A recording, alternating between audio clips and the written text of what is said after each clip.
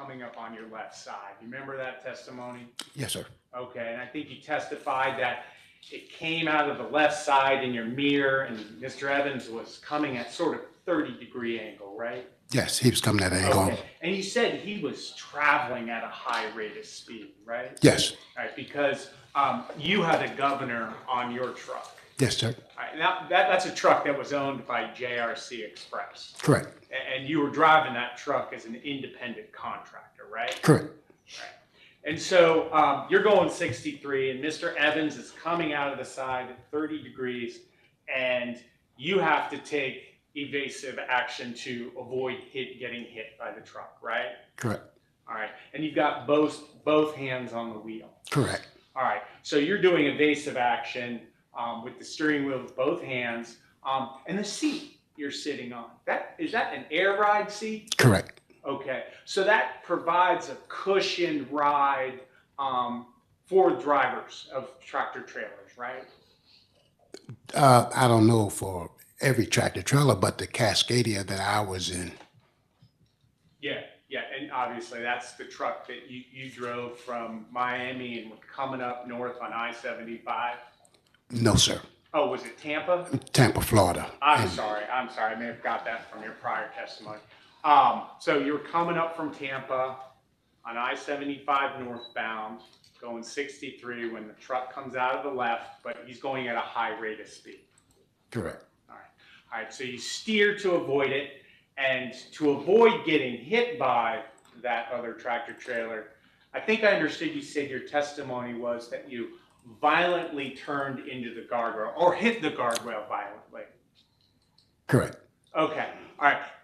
The reason I had some questions about that word violently is because your lawyer here had said in opening that you just kissed the guardrail, but it sounds like it was a little more of a violent impact, right? Yes. Okay. And then you violently hit the guardrail, and if I understood your testimony, then you kind of rubbed along that guardrail, right? No. No, what happened? Please tell me again. Well, like I said, when the trailer was swagging, okay, I kissed the guardrail. The guardrail actually helped me keep the trailer and the tractor together. Okay, let me stop you there. All right, you went back to the word kiss. I thought you violently hit the guardrail. I violently hit the guardrail when I hit the emergency brake. Okay, so when you kissed the guardrail, that kind of straightened out your truck again? It straightened me out, but when I hit the brakes, the tractor, the trailer, it forced because I had a sliding fifth wheel. Understood. And that was, Sir, go ahead. and that was air. It wasn't foot, it was air. Okay. And so when you hit the air brakes, the fifth wheel slides under. No, describe it. The fifth wheel slide forward, sir. Okay, slides forward. Yes, sir. And then you said there was a cargo shift in the back of the trailer. It was a truck and trailer. That was a two-part unit. That was my trailer. Understood. Yeah. But you said in your testimony that there was a cargo shift in the trailer because it was full of beer. You mean a load shift? Cargo, load shift. A load shift. Good. So there was a load shift. Correct. All right. And the load you were carrying was from Miller Coors? Yes. All right. Was it full of beer bottles? At that time, I can't tell you what was in the trailer because it was COVID. They didn't let the drivers, because there was restriction, they didn't let the drivers, and all we did was backed up into the dock. So I don't know how they loaded it. I don't know what happened. But you just knew there was liquid back there of some sort. Yeah, from my BOL, yes. Yeah. And so then there was that load shift, and then it caused the load of the trailer to hit into the back of the tractor. After I hit the emergency brake. Yes. And then your tractor violently hits the guardrail. Yes. When I hit the brake, I was okay. I was already lined up. Okay. After I kissed, I'm turning. Okay. Once I hit that brake, the fifth wheel slid forward. When the fifth wheel slid forward, my tractor was going. I turned right. So my tractor was right here at the end of the guardrail, at the bumper, and it took off my bumper. And we'll talk about that bumper. So You hit the guardrail violently, Cor- and then you come to a stop. Correct, All correct. right. And then you come to the stop in the far right lane, emergency lane. Yes, emergency. All right. So you put your air brake on, your parking brake, right? Yeah. Yeah. And then you climb down out of the tractor because you want to see what happened. I did get out, but I didn't climb out. I just stepped out, and went around the front end. Okay. So we saw the picture of not only the truck, truck number 6. Okay. We also saw that exemplar with the U.S. Express. You remember that picture? Had a U.S. Express on the side of the trailer. Yes, yes, Your attorney and I went up and we approached the judge to talk about it. yes, yes. Okay. So I don't know if the jury saw that, but on the tractor, there is a bar that you can grab to climb up, right? No, sir. No, sir. No, sir. How do you climb in and out of the tractor? I used a handle on my door, and I used the 3-step rule. That's Okay. how I get up and out of my tractor. And is the handle, when you're facing the side of your door, is it on the right or is it on the left? The handle, I don't have a handle in my Cascadia. Okay, but you said you grabbed something to climb I, up. I grab my door handle. Oh, the There's door a cubby. handle. There's a cubby hole where you put your rules and regulations. That's the green and white book, the FMSCR. You put that because we always have to have. So I grab that. Then I grab the seat. Then I go to do the 3-step rule. Yeah. And I just got in. So you grab your door handle, you grab your seat, you pull and you climb up. Correct. And then to get down, you want to make sure you get down safely. So you use your arms and do the 3-step rule, but backwards, right? Yes, I was on the door. All Yes. right. So you pulled over on the side of the road. You climb down using the 3-step rule, but in reverse. And then you start to walk around the truck to see what damage. If you've seen the video, I kind of was taking my time in reverse because I was backwards. So I'm not talking about. while you were speaking to me about coming out in reverse, sir. I'm That's how, Mr. talking Fletcher. about when you first hit the guardrail and you were getting out. Yes. You testified. You hit Are the you- guard. Please. You have to tell me which one you talking because I got in and out quite a few times. Well, let's focus. Are you on- talking about at the end of the scene or which one are you talking about, sir? Perhaps it's my fault. I'll be more clear. I'm focused on when you first hit the guardrail and you stopped your truck. Okay. All right. You testified that after the guardrail, you got out of the truck. Yes. Okay. Then you walked around your truck to look at the damage. Yes. All right. And you testified that you walked to the front of your truck or the side, and you saw that the front right bumper was hanging. Correct. All right. And when you saw that front right bumper of truck number 6, Correct. yeah, while the bumper's hanging, right, you didn't take a picture. No, I didn't take the picture once I hit the guardrail because I didn't think about hitting the picture because the main focus was trying to catch him. I had a lot of adrenaline. I was, I was frustrated. I had a lot of adrenaline, just like if somebody hit you and run, so you want to go catch them. So that's what I did. Yes, and you obviously, if you didn't want to take the picture because the adrenaline and you were in a hurry because you wanted to chase after Mr. Edwards, right? Yes. All right. So you look at this bumper and you see that it's hanging, and it's hanging from a truck you don't own, right? Correct. And you didn't take a picture, like you said, because you had adrenaline coursing, right? And I was trying to You get wanted to him go after Mr. Edwards. so I can get the information that I need. Yes, sir. Yes. All right. But then you testified that you fixed the bumper with wire. Yes. All right. Where did you get the wire from? We have a glove box on the side of our driver's door. So all you got to do is put your key in and just get it out. That's what I wanted to know. Yeah. So walk me through this. So you're looking at this bumper and you're like, oh boy, I got to get this fixed pretty quickly. I'm going to go get some wire. So you walk all the way back around to, sorry, Your Honor, walking all the way back around to the driver's side, open your door, right? Correct. All right, and on the side of your door is this box full of tools and equipment for quick fixes. Yeah, triangle, oil, Coolidge, wire, bungee cords. Yes. Exactly. And you brought up a good point. When you're stopped on the side of the road, especially a highway, and this is on Interstate 75, right? Yes. All right, when you're stopped on the side of the highway to make repairs, You're supposed to set out your cones, right? Yes, Yeah, the federal regulations require you to do that. correct, sir. And you didn't do that in this instance. No, sir, I did not do that. Yeah, because you were in a rush to chase after Mr. Evans. It wasn't a rush. I mean, yes, All right. So nevertheless, you grab the wire, and what else did you grab besides the wire? I grabbed the wire, hanger, and a bungee cord. Wire, hanger, and a bungee cord. Correct, Okay. And then you walk, obviously, from the driver's side all the way back around, right? correct. All right. And then you're looking at the damage. What did you do to actually get under the truck? Describe for the jury how you actually do that. Well, I didn't have to get under the truck, number one. I didn't have to get under the truck because the bumper is a light bumper. It's like plastic. What I had to do was lift it up off the down drop and then put it on a track. But the track had broke because the track was like this. It broke, and I just tied it up right quick. And I just went back and proceeded again. Where do you tie it up, though? I tied it up on the side. Oh, If you look- tie it up on the side Yes, of the bumper? yeah. Okay. Up, yes. Okay. Dan, if you could pull up Plaintiff's Exhibit 6. Obviously, you already testified. This is truck number 6. Mm-hmm. Yes. And this is the picture that you took while you're actually stopped in Perry after the police chase and they pulled over Mr. Evans. Correct. Okay. And then, this is the truck. And as you're taking this picture, your truck is still running, right? No, sir, my truck is shut off. It's shut off? Yes. Okay. And in this picture, show me or describe for the jury, where's this wire, bungee cord, spackle, and bubble gum?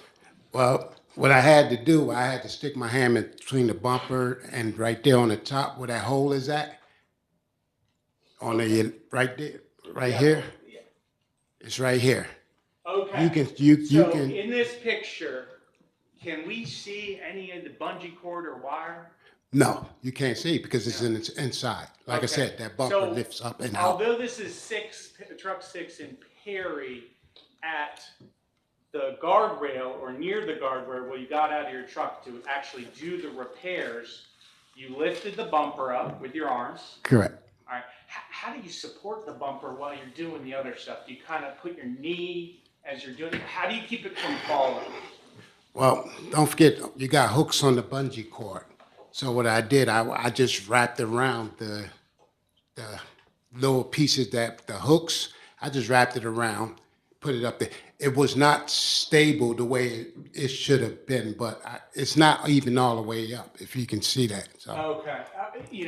Forgive me for my eyes. I don't see any wire or bungee cord. because it's inside. Oh, side. it's in Like I the said, inside. you have to put your hand in there. Like I said, I just took it, wrapped it around, hooked it, wrapped it around. In the middle, where the hole is at right there, with the grill, you can put your hand in there. So I put another one in there, and I just hooked it, and then I just went around and got it. I'm going to be honest, if you could come over to my house and fix my kid's car the way that looks, that'd be great. But if you could blow up the bumper some more, Dan. Now, you said you hit the guardrail when you were stopping violently. Show me where this big long scrape of a violent hit with the guardrail is. Well, if you look at the front end where the light at, that's the scrape. If you look at the bumper, there's a white, silver-like line in there. The wheel well was from the dirt. See that scratch? Back it up, Dan. Yeah. See the scratches there? So that's from the violent impact with the guardrail. Correct. That's at the end, yes. Okay. All right. So you fix the bumper of the tractor trailer. You get the bumper to look, to this layperson, looks like a perfect battlefield surgery. And then you get back in your truck, right? Correct. Okay. And then you, anything else you did? Do you have to put away the equipment or anything? No, like I said, I just grabbed those three things. Okay. All right. So you hit the guardrail, you come to a stop, you get out of your truck, you make a repair to the truck, and then you're back on the road in 2 minutes like you testified earlier.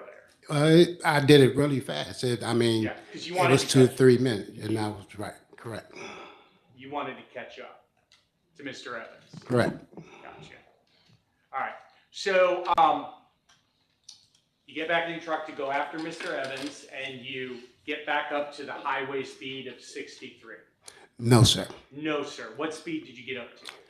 I can't remember the speed because my truck was damaged. I mean, I was leaking fluid real bad. Okay, so you were probably going slower than your governor?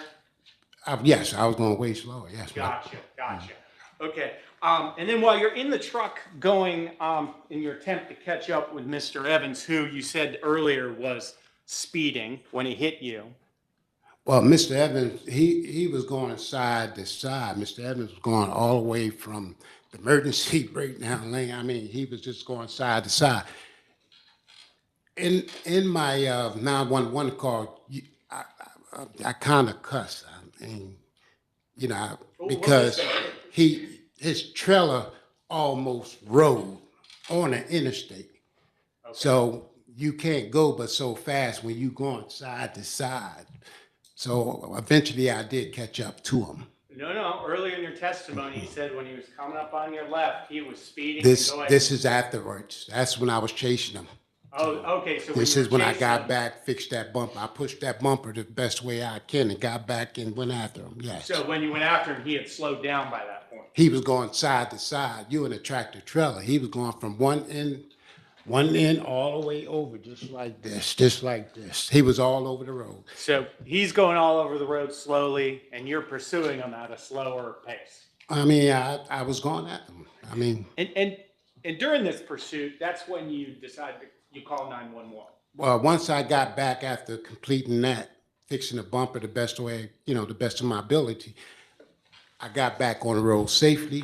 Then I got on the phone and dialed 911. Sure. And you called and you dialed 911. Yes, sir. Dan, if you could play that first track of Mr. Bennett's call, please. I want you to listen along with me to your first call to 911.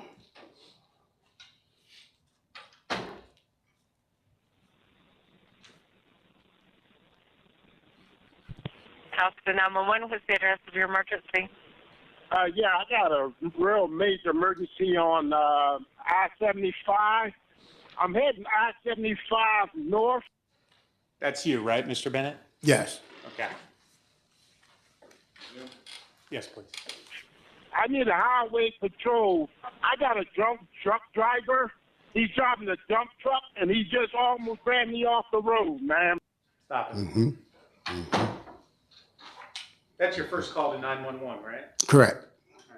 All right. You just violently hit a guardrail and had to repair a bumper, right? Correct. All right. And your first call to 911, you just say, I was almost run off the road.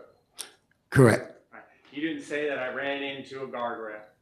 No, like I said, at that time, I didn't think about the guardrail, my motions and my actions because of the adrenaline and the frustration. I was angry, and I went after him to get information so I can pass it on to James Cavish. And you weren't just angry. I mean, you testified earlier about how your body was violently thrown around this cat. You in a tractor trailer, sir. Yeah. All you got is just one little strap that just comes here. Yes. Yeah. And you just nearly jackknifed your tractor trailer. That's what you testified earlier almost happened. Yes, from the swagging, yes. Yeah. Yes. And then there was this forcible hit from behind as you were coming to a stop, and there was the load shift. You testified earlier to that. Correct, yes, I did, yes. And then because of that forcible load, it caused your head to whiplash forward and back. That's what you testified to, right? That's correct, yes. Okay. And so the 911 call, the first time you have this opportunity to talk to law enforcement, you just tell them that you were almost run off the road. Correct, I did. You didn't tell them any of that other stuff that you testified to. No, I did not do that. No, I didn't. Please continue playing. He's all over the place. I'm sorry? Is the truck, the cab, white? Yeah, it's a white dump truck. Okay, what exit are you at? I'm headed 75 north. I can tell you mile marker I'm just passing mile marker 125. Okay. I mean, he's all over the lanes, all 3 lanes. We need to get a highway to get him stopped. Okay, and what's your name, sir? My name is Louis Bennett. I work for a company called JRC Express. James Ralph Cardinal. Okay. Ooh, oh shit. What happened? Oh man. Oh God, he just almost hit this car. Oh God, I'm in the back of him. I mean, he is all over the road. I'm passing 127 Hawkinsville. I am actually on exit 127 now. I got a trailer number for you. Okay. Hold on for 1 minute. I'm trying to catch up. It's raining hard, too. Oh, he's going to kill somebody. Oh, my God. I can't even see his tag because it's raining hard, man. Okay. Don't put yourself in danger. Don't get close to him. Yes, ma'am. Your callback number is 704-200-4451. Yes, ma'am. Ma'am, he's going to wreck, and it's raining hard. Okay. He's going to wreck. Okay. We've got officers in the area. We'll get them out there and see if we can't make contact with them and get them stopped. Yes, ma'am. Thank All right. you. Thank you. All right. Bye-bye. All right, so after hearing the rest of that call, you didn't tell 911 dispatch that you were violently shaking in the cab, right? I didn't say that, no. You didn't Again. tell 911, now that I think about it, I violently hit the guardrail. You didn't tell them that. No, sir. I have not told them that. Yes. And so, obviously, in that call, you have Mr. Evans now in your plain sight. You can see him ahead of you. Yeah, I caught up to him, yes. You caught up to him after you. It was enough to read his license tag. They needed the tag. They couldn't find him, so that. Yeah. Can you just wait and let him finish his question for me? So I can Okay. get a few answers? I'm sorry. Okay. It's my fault. Sorry. No problem. I just Yeah. need to get everybody. And you caught up to him after stopping and making all that repairs to your truck just prior, right? I didn't catch all the way up to him, just enough to get his tag so I could report the tag number. Okay, just enough so you could see what the tag number was. Correct. Right. And then after you made that 911 call, you called again, right? Yes, I did. Okay. If you could play a second call, please, Dan. Alpine County 911, what's the address of your emergency? Yes, ma'am. I just called in about a truck driver on I-75 North, passing mile marker 127. Uh-huh. Okay, that dump truck trailer is T as in Tom,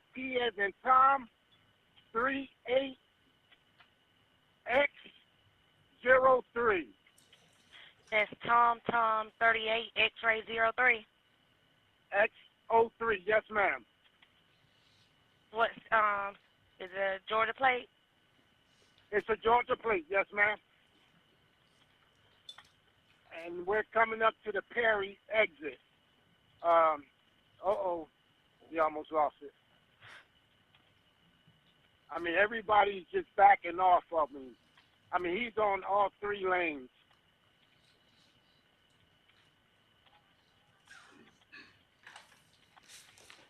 Okay, did you want to leave your name and your number, sir? I've already gave it to the other 911 dispatch. Okay, we'll have someone around check it out, okay? Okay, thank you. You're welcome. Right, bye-bye. In this call, you didn't tell 911 that you had hit a guardrail, right? No, I didn't. This call, you didn't tell 911 that your body was violently thrown around the cab, right? No, I didn't. All right. You didn't tell in this call to 911 that you were slammed from behind by your own trailer and your head whiplash. It's a dispatch for number one. This she's dispatch, you know. But I did tell the state trooper. But in this 911 call, you didn't do it. No, I didn't. All right. You didn't, in either of those 911 calls, you didn't tell them you were in pain or injured. No, because I didn't feel anything once again. Yeah. And in that second 911 call, you were still angry, right? I wasn't. I was kind of frustrated. I was more frustrated. So Yeah, and you had this adrenaline to go after Mr. Evans. correct. Yes, I did. But you agree with me that 911 call, the second one, that properly captured your tone, right? I was still frustrated. I'm just a different type of person. I was frustrated. And the second 911 call, not you're reporting what the trailer number said, right? His trailer number. Yeah. Yes. So you've now fully caught up to Mr. Evans. Once again, I was not fully caught up. I was just enough to see his tag number. Yeah. Did you have to wear your glasses to see the tag number? Believe it or not, I never wore glasses until I ended up finding out I had high blood pressure because of this. So 5 years ago. I had perfect vision. So all my medical forms and ID says what, 2020. Yeah. So 5 years ago, you were able to see it with your eyes enough to report it to 911. Yeah, I'm 52 now. I mean, I'm 52. I'm getting old. Yeah. Aren't we all? Look at these things. They get thicker every year. And yet, after that second 911 call, you continued following Mr. Evans. I did, yes. All right. And while you were driving and catching up with him, he eventually, the police, you saw the police pull up to him to try to get him off the road, right? Yes, I did. Yeah. And eventually he made an exit to get off in Perry. Actually, he didn't make an exit. Actually, when I seen him, when we got up there to an overpass, there was two deputies on the on-ramp. So I sat back and I took my air horn and I blew my air horn. And when I blew my air horn, they turned the lights on, and then they went after him. So. And the police ushered him off the exit, right? Well, they didn't usher him off. It was a chase on the highway. They had to literally. He almost ran one of the sheriff deputies off to the left side because they was trying to box him in. That's what happened. But to get to the place where you were able to talk with the police in Perry, he eventually got off the exit into Perry, right? I'm not trying to quibble. That's where the truck ended up. He was forced off the exit. He was forced off. They boxed him in. There was 4 deputies that boxed him in. So he didn't just, went off on his own to say, hey, okay, I'm gonna get off. No, sir. And at this time, you continued to follow the police and Mr. Evans. I slowed the truck and let the police go ahead and do what they had to do. And then right as Mr. Evans eventually got off with the police ushering him off in Perry, around that time, you took video of the police getting him off the highway. Yes. Okay. I'd like to play Plaintiff's Exhibit 12, please.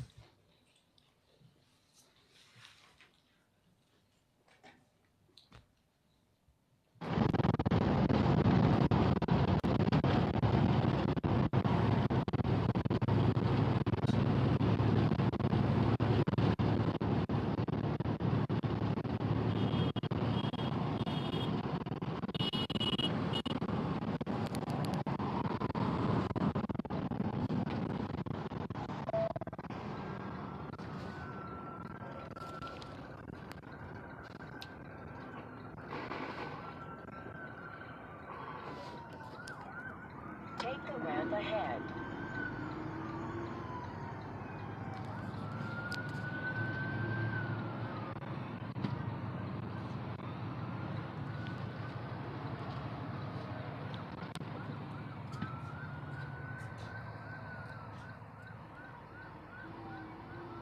When possible, make a U-turn, then take the third right. You took that video, right? Yes, I did. And you were driving your truck and holding your phone with the other hand? Yes, what ended up happening, I normally have my phone on the dash. I had a phone stand, so when I hit the guardrail, it snapped. So what I was trying to do was hold it by my hand like this with the steering wheel thing to keep, the video. Yes, sir. But I had my phone, but my hand was like this. That's when if you see me, I dropped the phone Gotcha. Right But there. you were holding the phone with your hand. against the stand yes. Georgia's a hands-free state, isn't it? Yes, it is. And federal motor carrier safety regulations also say that you're not supposed to do that, right? Well, they say you're not supposed to talk on the phone, but I mean, again, I had a trucker's Bluetooth. That's the thing. So mainly I was trying to capture that video. So So you're telling me that the federal regulations are different from Georgia's hand-free statute? I didn't say that, sir.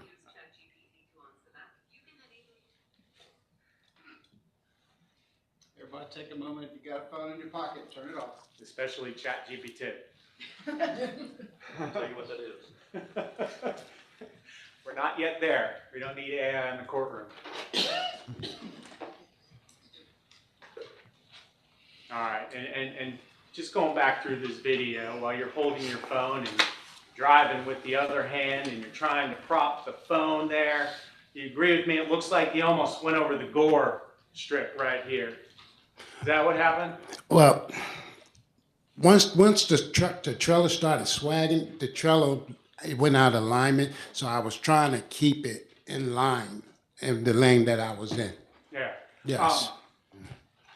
I'm sorry I'm having to go through these questions. No, with you're you, fine. That's because okay. You took, obviously, and I'm just stating it for the record. That's fine. You took this video July 1, 2020. Yes. That's when the incident occurred. Yes. Okay. And I apologize. This is the first time I'm really questioning about this because we just got this video roughly 10 days ago from your lawyer. Is there an explanation of why we just got it 10 days ago? I don't know that. I don't know, sir.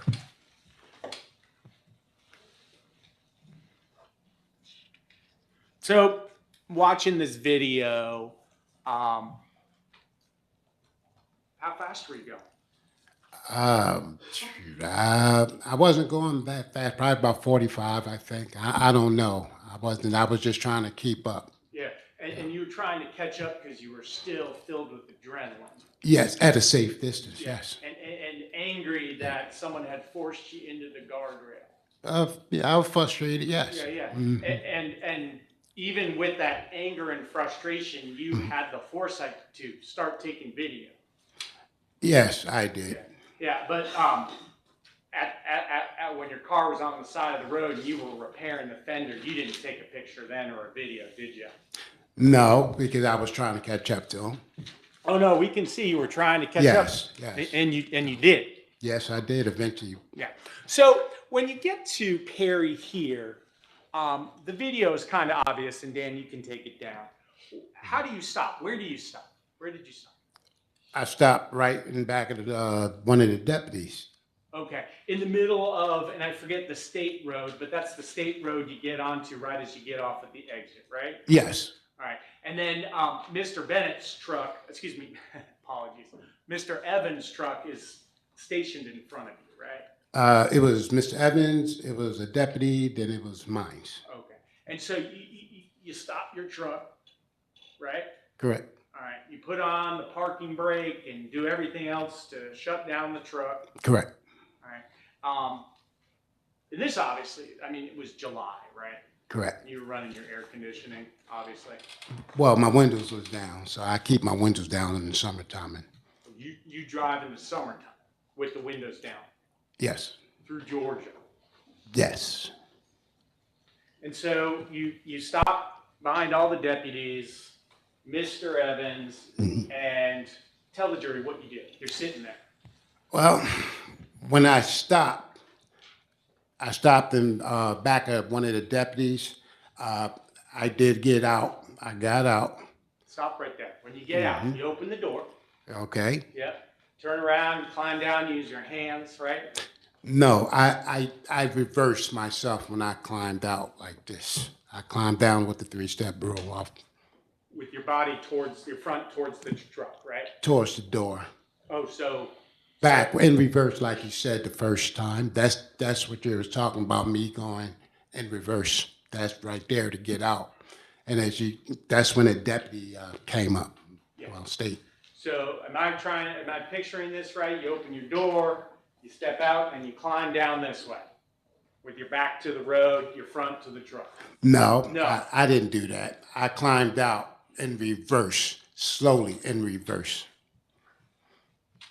Three-step rule. So you get down from your truck, and then you go talk to a deputy. No, sir. And what do you do? When I got out, I went to the glove box and I got my triangles out, and I set my triangles where they need to be set.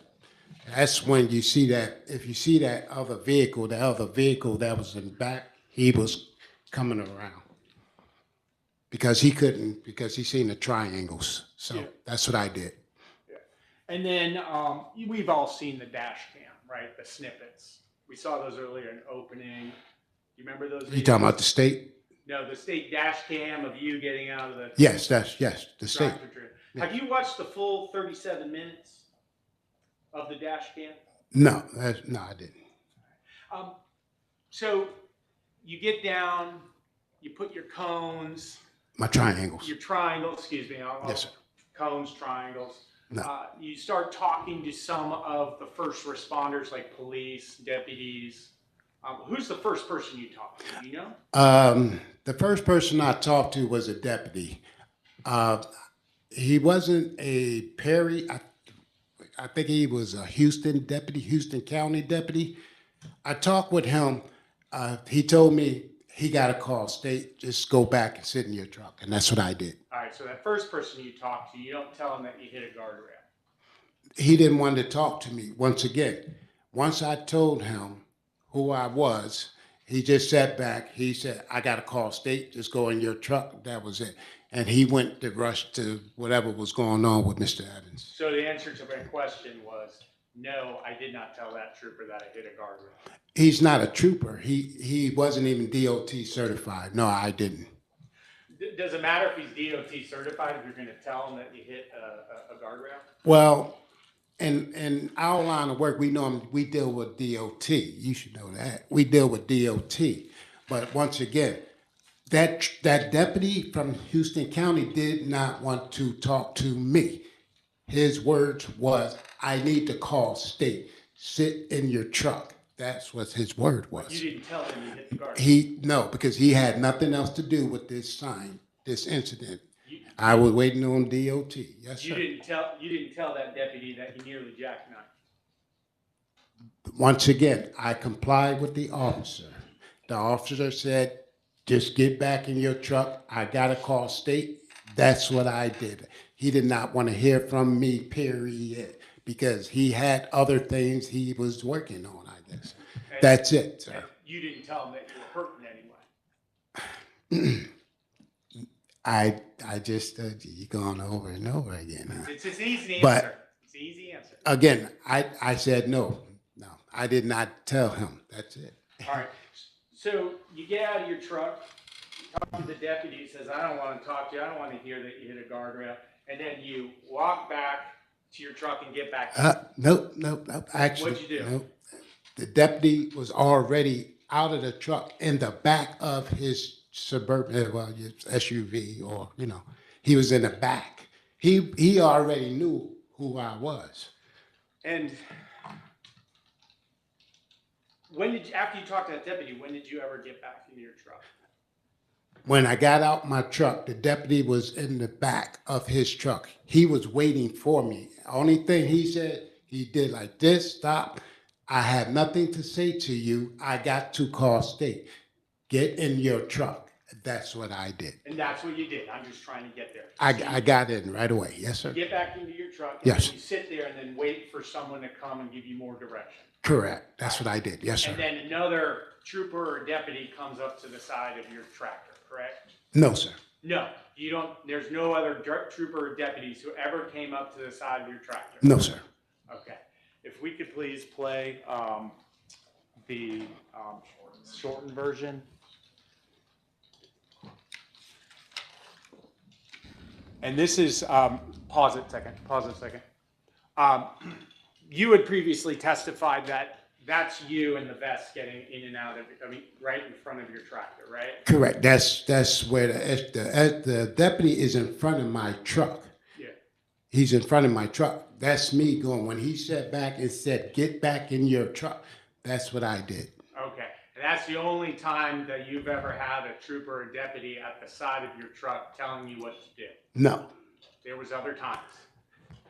When I got out the truck, when he told me to get back in the truck, I had to wait for State. State came maybe about, I want to say 10, anywhere from 10 to 15 minutes. And when State came the opposite direction. He came upward. That's his car right there. I'm just trying to understand how many times you were asked to get in and out of your truck. Do you remember? Just once.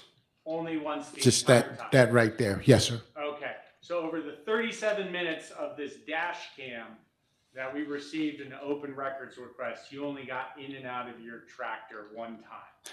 That's at that scene. That's at that scene. At that scene, you only Yes. get in and out of your tractor one time.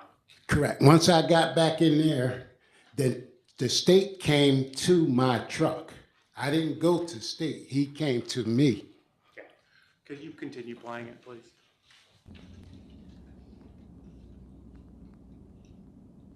Looks like you got back in one time. There's State.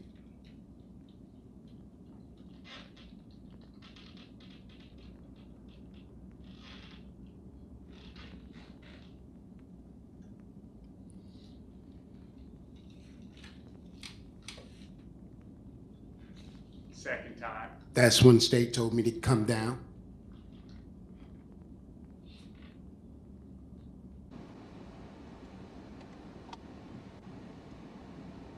Third time, right? Actually, I'm going back into truck now.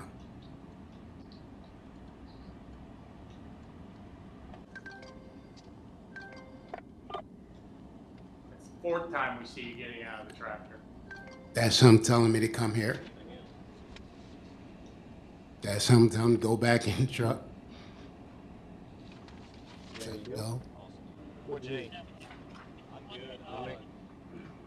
Now he's waving me on.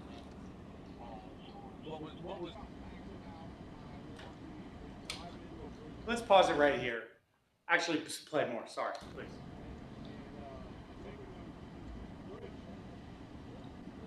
Where are you coming from here, Mr. Bennett? That's when they asked me to move his truck.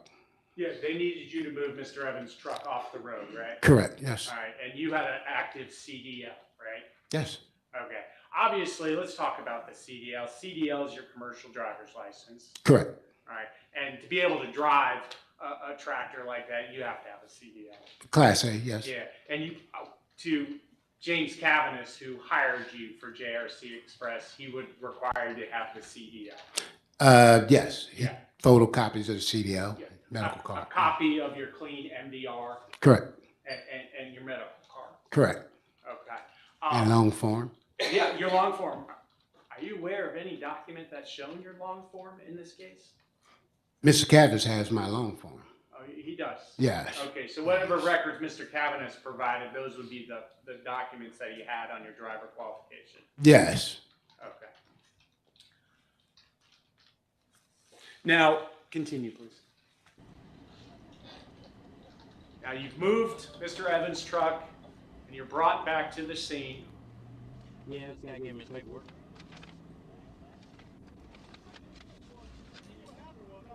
Okay, all right. You have any other questions about anything? Can I smoke a cigarette? All right, cool. You're good to go. Okay, thank you. I Thanks, sir. appreciate it. Sorry again.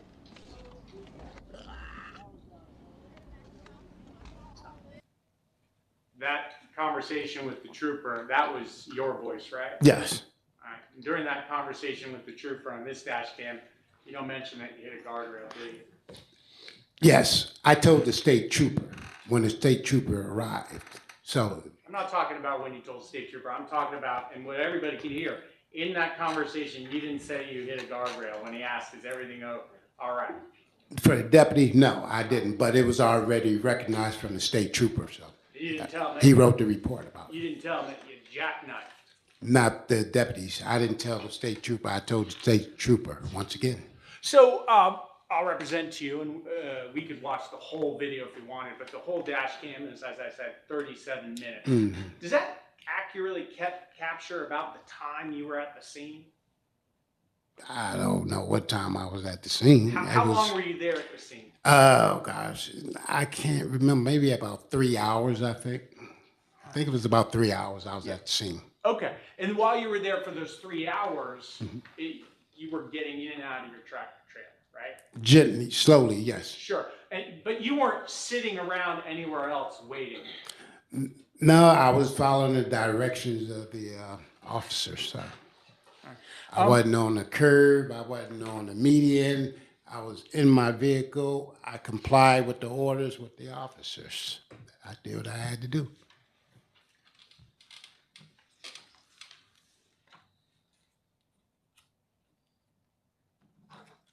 So when it's, as we see here, after you were just moved, Mr. Evans, you're now going back to your tractor to get in and then leave. Right? Yes, once they helped me turn around, yes. Okay. And before you left, right there in this picture, did you do anything with respect to any repairs of your truck? Not on it, not on that interstate, not right then and there, no. And if we could go back to truck number 6.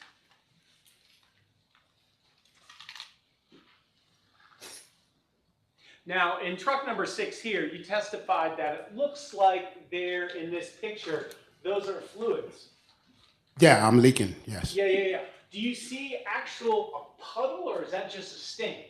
Actually, once I sat back, everything was drip dropping and stuff until I stopped. And when I stopped, it's just, there was a puddle when I stopped. So I was at the scene for 3 hours. Yeah. And in those 3 hours, you didn't take a video of the drip dripping, did you?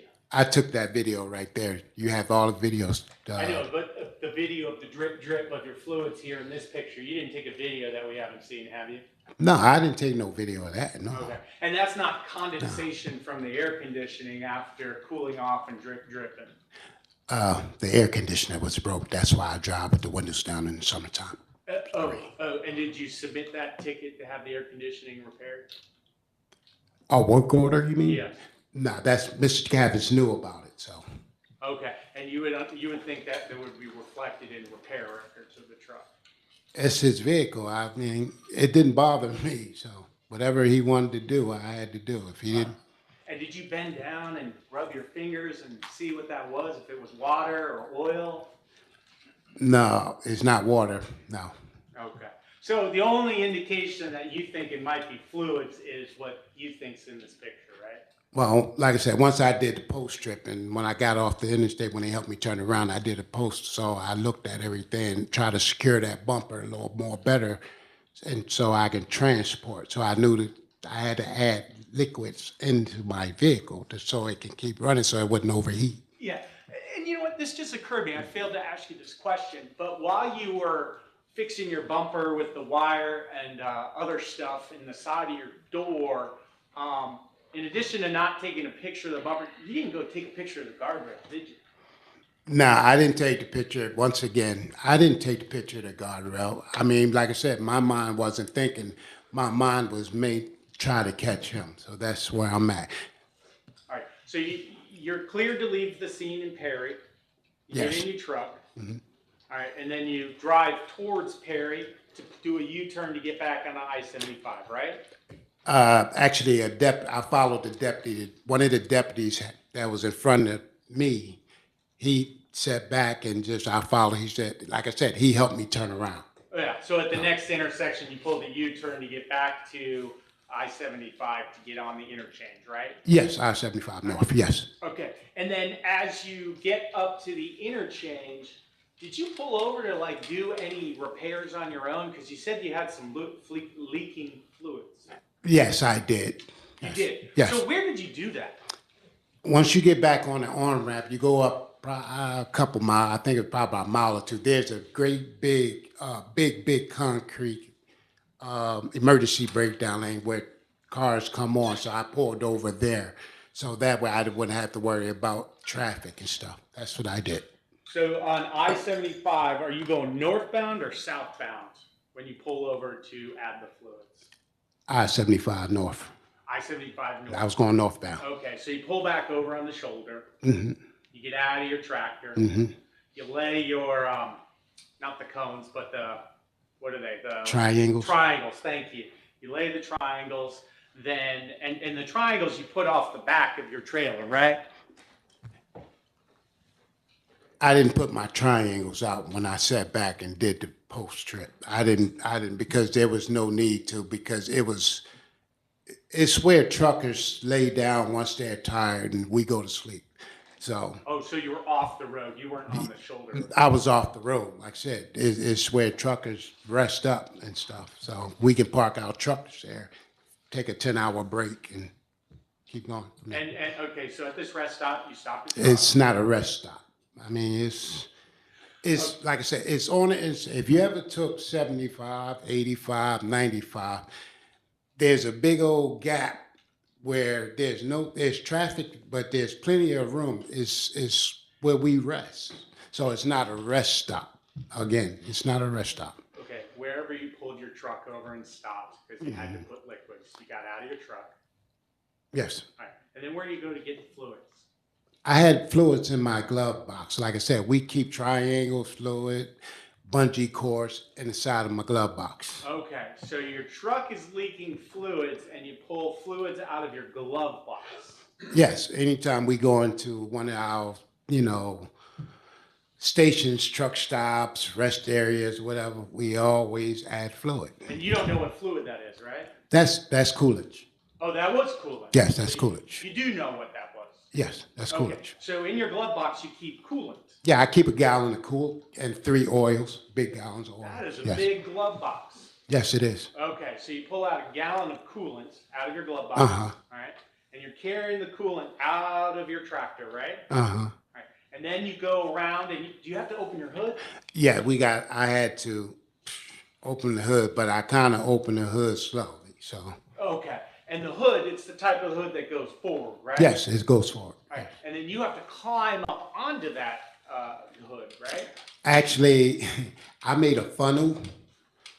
I had a big funnel where I could just take the nozzle from the ground and put it in the Coolidge and just hold the funnel up. And because, like I said, for me, I didn't want to climb on a tire to get in. So I'm not a mechanic. I mean, So with that's the what hood, I do, With yes. the hood open, if I'm understanding your testimony correctly, you standing on the ground, right? You didn't climb up on the tire. no, So standing on the ground, you create a funnel with a hose. with a Yes, hose Yes. to reach up and stick it in. Well, I'm 6 foot tall, so right, it's not way, it was just enough like this. So that's what I did. Yes, sir. So you're telling me at 6 foot tall, you're able to reach up and put a funnel hose into the coolant, Yes.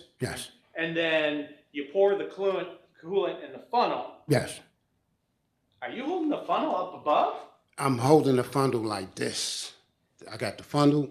After I put the Coolidge in, it's like I had to do it like maybe 4 or 5 times though. So you put the So I'm adding, and I'm just like until it, reached this 4 line. That's what I did. I'm actually kind of impressed with these physics, but so you put the hose in the coolant and then you raise the funnel. Yeah, it's like an angle. Like I said, I'm 6 foot tall, so See, you're maybe standing on your tippy toes. no. No, but No. holding the funnel. Yes. All right. Did Like you I get said. any coolant on you? No, I'm creative, man. I mean, Yeah.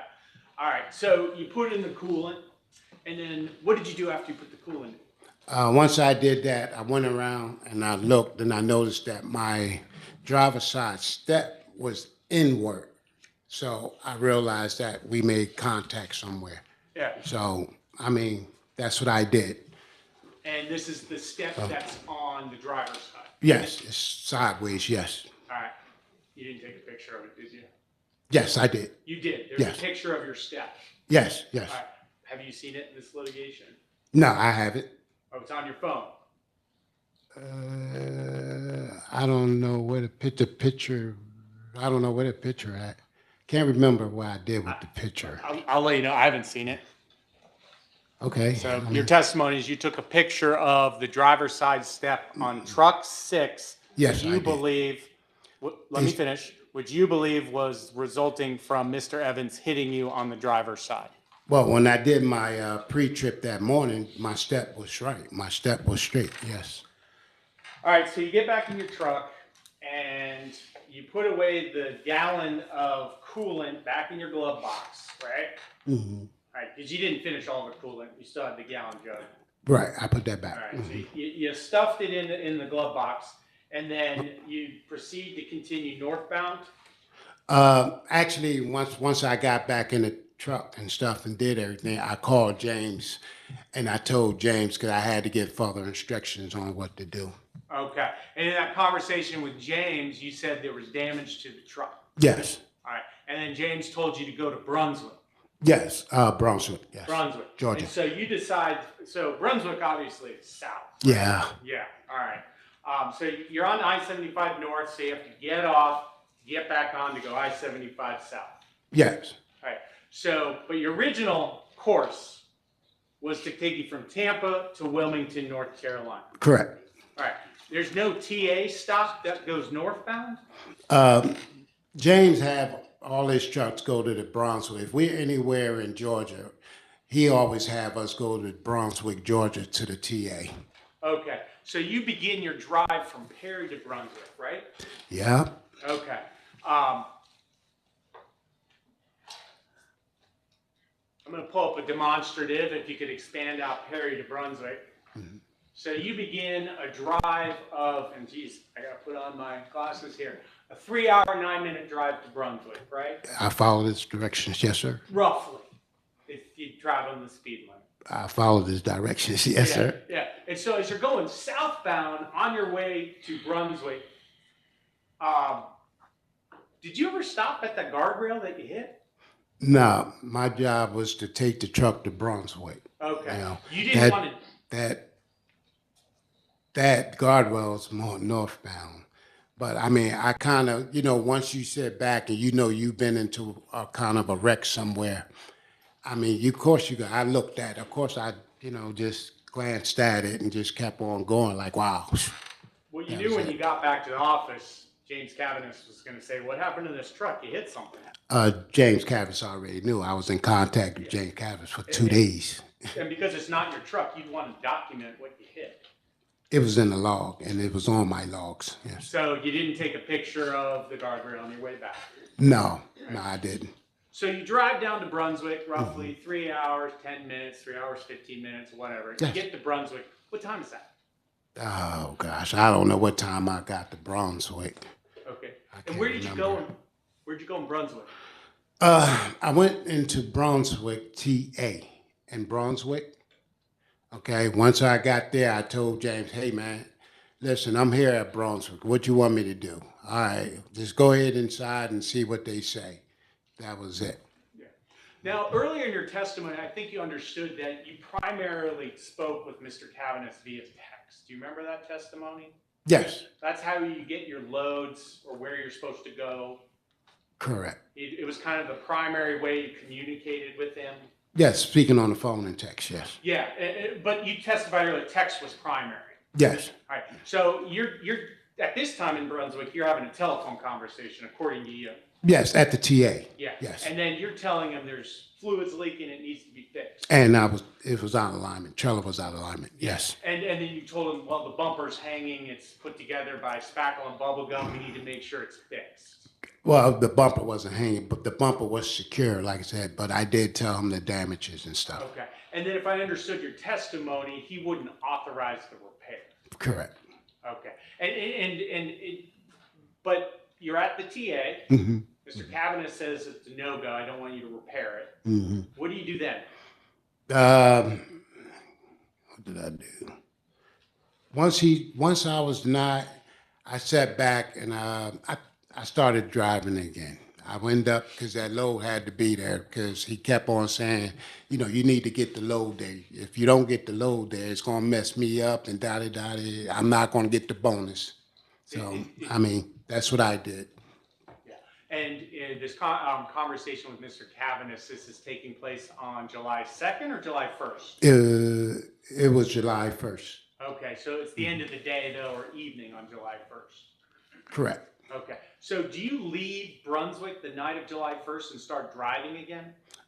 I left it later that night once they refused. Once she came back and said, hey, he refused the order. Okay. So, So you were going to leave Brunswick and start driving to Wilmington? well, my plan was to do a 10-hour break while they fixing my car. But when I got to the TA was already full, so I had to literally wait until they called me because they call your phone once they get a bay open. They say, "Hey, we have a bay open." Boom. All right, so you're in Brunswick and you're waiting for the tractor to be called by TA Yes. to be repaired. Yes. And then you're resting in your truck. Is that what I'm understanding? At that time, once I got finished talking to the service clerk, I was getting a headache, so I ended up buying a bottle of Aleve. Now, you understand in the federal motor carrier safety regulations, you're required to get 10 hours feet up of rest between active drives, right? Well, at that time, it was COVID, and the law changed for us at that time because it was COVID, because a lot of companies at that time needed their product, and what they ended up doing was extending our logs. So we really didn't have to use our logs at that time. That was the restriction, and you had to have a letter. So you're claiming because No, of I'm not COVID claiming that. No. That was the state federal law that they for truckers. Yes. Okay, so we'll go and look for that record in 2020, but as I understand your testimony, you're interpreting that during COVID, the federal regulations were relaxed to reduce the amount of sleep time that drivers were required to follow. Is that your testimony? That's what yes. Interesting. Okay, so you decide not to rest for a full 10 hours, but you get back on the road. Correct, yes. And then you're taking the same load that you had from Tampa, that you took to Perry, that you took to Brunswick, and now you're on your way to Wilmington. Yes. All right. Yes. So the next time, so if you could put up there the drive distance to Wilmington. So I didn't ask you, how long did you wait total in Brunswick? I think it was probably about maybe 45 minutes that the service clerk came back to me and told me he refused the order. So you were in Brunswick for a total of 45 minutes? Yes. So you're in Brunswick for 45 minutes. Did you ever get out of your tractor? No, not until she called me. Because like I said, I was getting a headache, so I brought the Aleve and I took 2 Aleves. Yeah, where did you get the Aleve? The TA. Oh, so you got out of your tractor? When I went to the TA, when I pulled into the TA, when I called Mr. Caffis and told him, "Hey man, I'm at the TA." Okay, all right, go to the service desk. So I went to the service desk. If you know the TA and the service desk is right there together. It's a door that you can walk right into the store, just like the Pilot, and Love's. And so you get out, you go and get the Aleve, buy it, right? You gotta say yes so she can hear you. Oh, yes. And then you get back in your truck, Correct. and you start driving to Wilmington. After 45 minutes, because like I told James, "Hey, man, why you not going to get this truck fixed, man?" So he was like, "Don't worry about it. We'll take the truck to one of his guys or something." Oh, so Mr. Cavanis said that he would get it fixed when he got back to his yard. Yes. All right. So he wasn't refusing you of an emergency service right there. He just believed you could be done when you got back to the yard. My thing was I didn't want him to put abandoned load or abandoned equipment on my truck. That was my thing, because I didn't want that. I never had that on my record. So like I said, I complied. The laws and the restrictions at that time with COVID was a little bit more relaxed for us. So, and then I just ended up driving, but I didn't make it all the way. to Wilmington, though. I didn't ask you if you were Um, abandoning your load. I'm just letting you know, when I was talking to Mr. Cavish, that's what Mr. Cavish, and like I said, I was afraid of getting abandoned equipment or abandoned load on my record. Why would you abandon your load in Brunswick? You would have to ask Mr. Cavish that, so. Were you going to abandon your load? No, sir, that's why I ended up leaving the TA. So you left, but you left the TA because they weren't going to repair it there. I left the TA because they refused to, service the truck because he said no. Because he said, we'll repair it when you bring it back. Right, correct. Okay, so you get in your truck and you start driving to Wilmington. And as you can see from a demonstrative up there, it looks to be about 5 hours, 40 minutes if you take the express route. Is that kind of the route you would have followed if you look up on your screen? What I did is I didn't take 95. I took 75. I took 16 the same way I came. Once you come, you take 75 and the 16, 16 and the 95. So Okay. you, from This- Brun- Oh, sorry. go ahead. I'm So sorry. from Brunswick, you don't go north on I-95, you head back on 16 to I-75. Correct. All right, and so you have to go up a little bit of I-95 to get on 16, right? Correct. Yes, sir. And then you get on 16 to go to 75, Correct. and then you take 75 up through Atlanta. Correct. Yep, and then Atlanta, you go around the city. Which, Go to loop. Yes, yeah, take the which loop. we all don't look forward to doing. Yeah. All right, and then you get on I-85 to go towards Greenville, then Charlotte, then to Wilmington. Actually, no. Okay, so tell the jury what you did. Okay.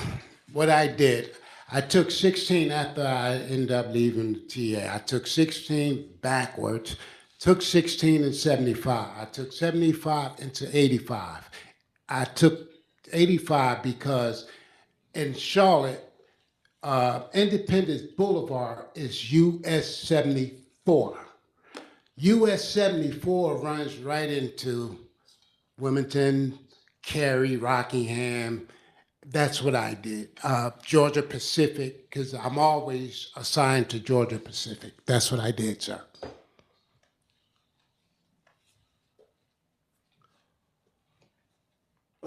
I mean, obviously, that's what's up on the screen. That's a lot shorter route than you just described, right?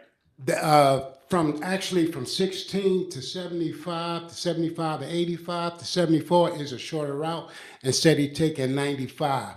And number one, 95 is always congested. 95 has too much traffic, and 95 is a bad, interstate. So I end up taking a shorter route instead of taking a longer route.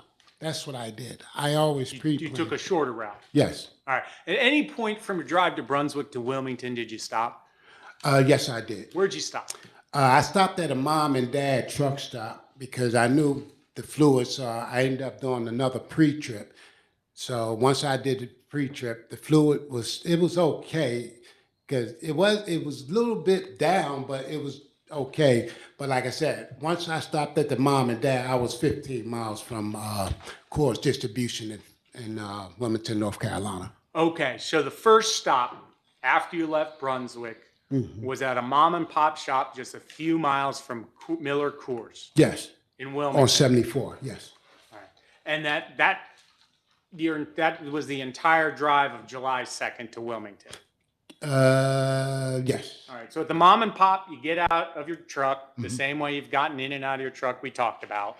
Yes. Yes. And then you walk into the mom and pop place, truck stop. What do you mean walk in? You walk into the mom and pop truck stop.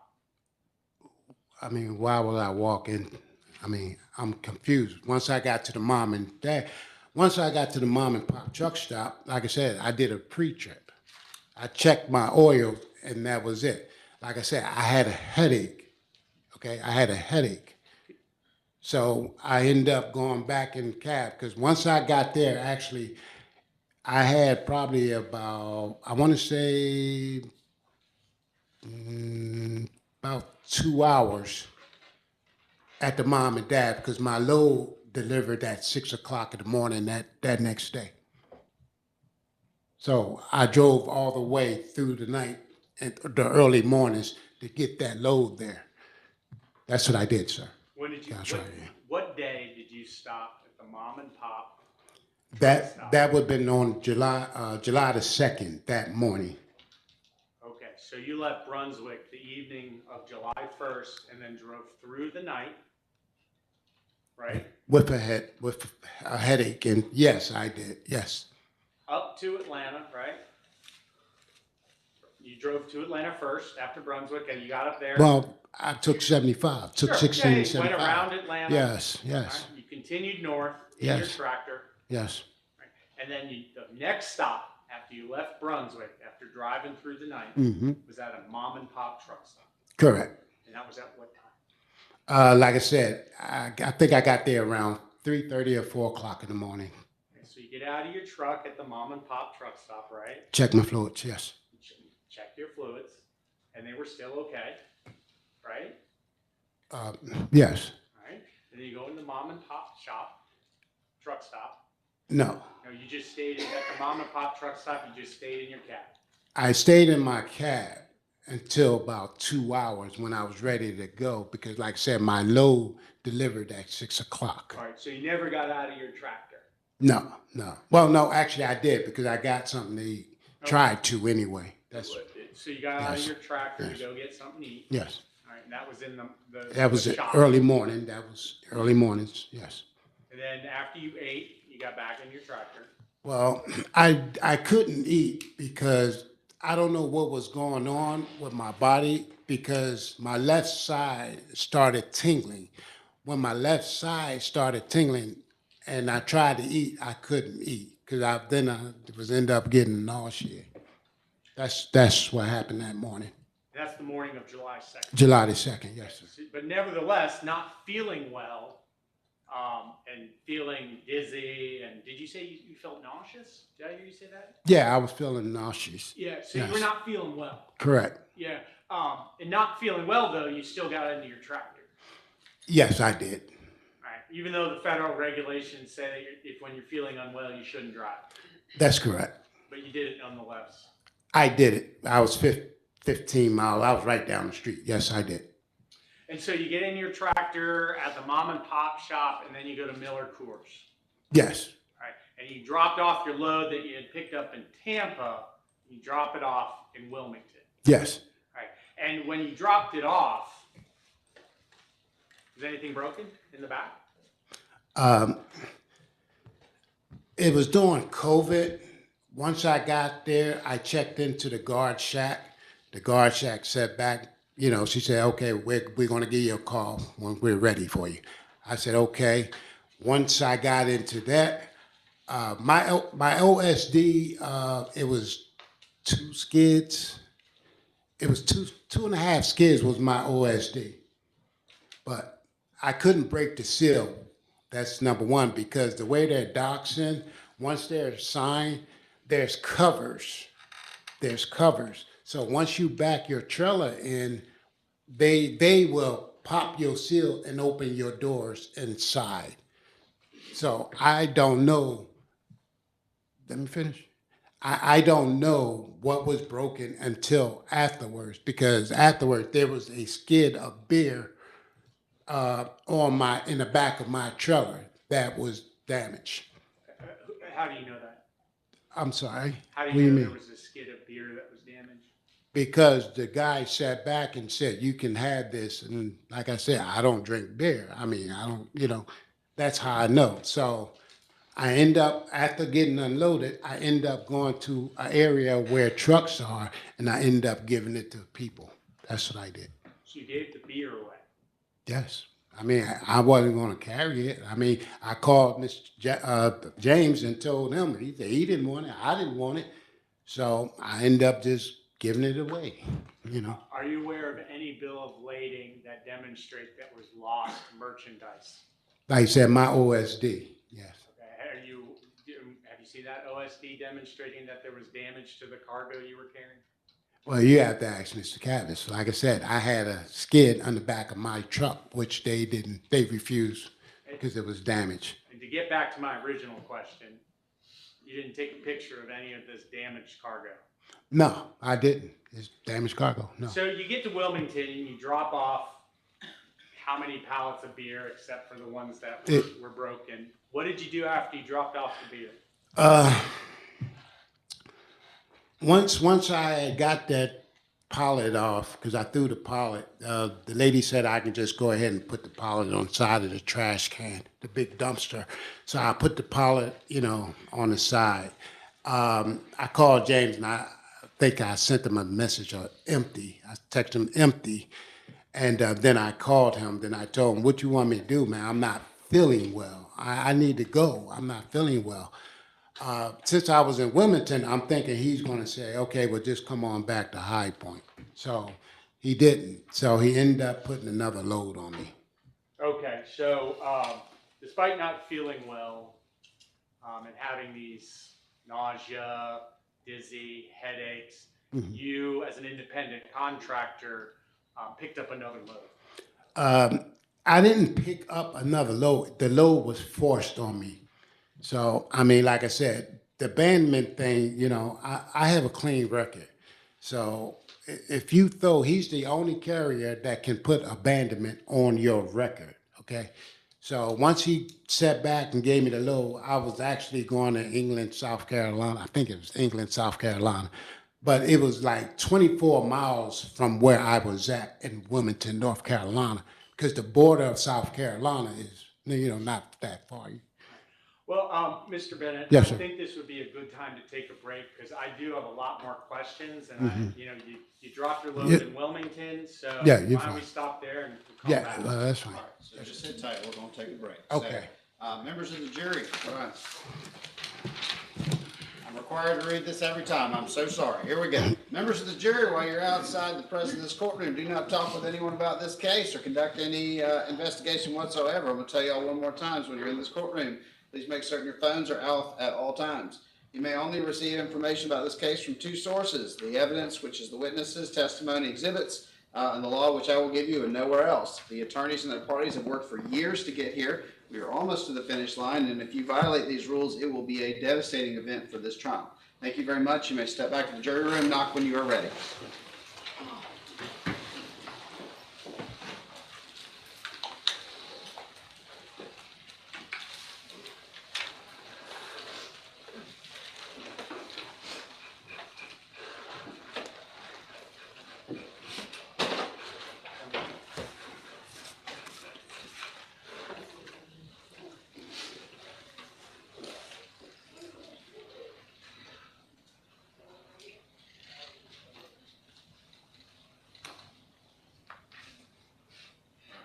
Margaret, if you'll just hold those two doors just for a second. All right, I just need to put on the record that during cross or direct, I can't remember, one of the jurors' phones rang. All I heard was Chat GPT, and I believe it was Mr. Stewart's phone, which obviously we've been talking about Mr. Stewart this whole trial. So I'm just saying we need to talk about that later. I just want to put that on the record that we need to circle back on that. Y'all think about what, if anything, you want to do. I also want Mr. Bennett to have a chance to get down. Yes. I know that there was, concerns, and the defense's concerns about Mr. Bennett moving during the trial. And Mr. Bennett, I'm so sorry, but I do have to address this. That's But fine. we're valid. So I said he could move up in front of the jury as a normal witness would. He may move down in front of the jury, but at all other times he'll be seated. I'm just doing this for record purposes because it won't reflect. We won't know unless I say this out loud that Thank at you. all other times he's seated as the jury is coming and going. So Thank you. all right, thank you very Thank much, you. Mr. Bennett. You may get down if you wish. Yes, sir. Thank you.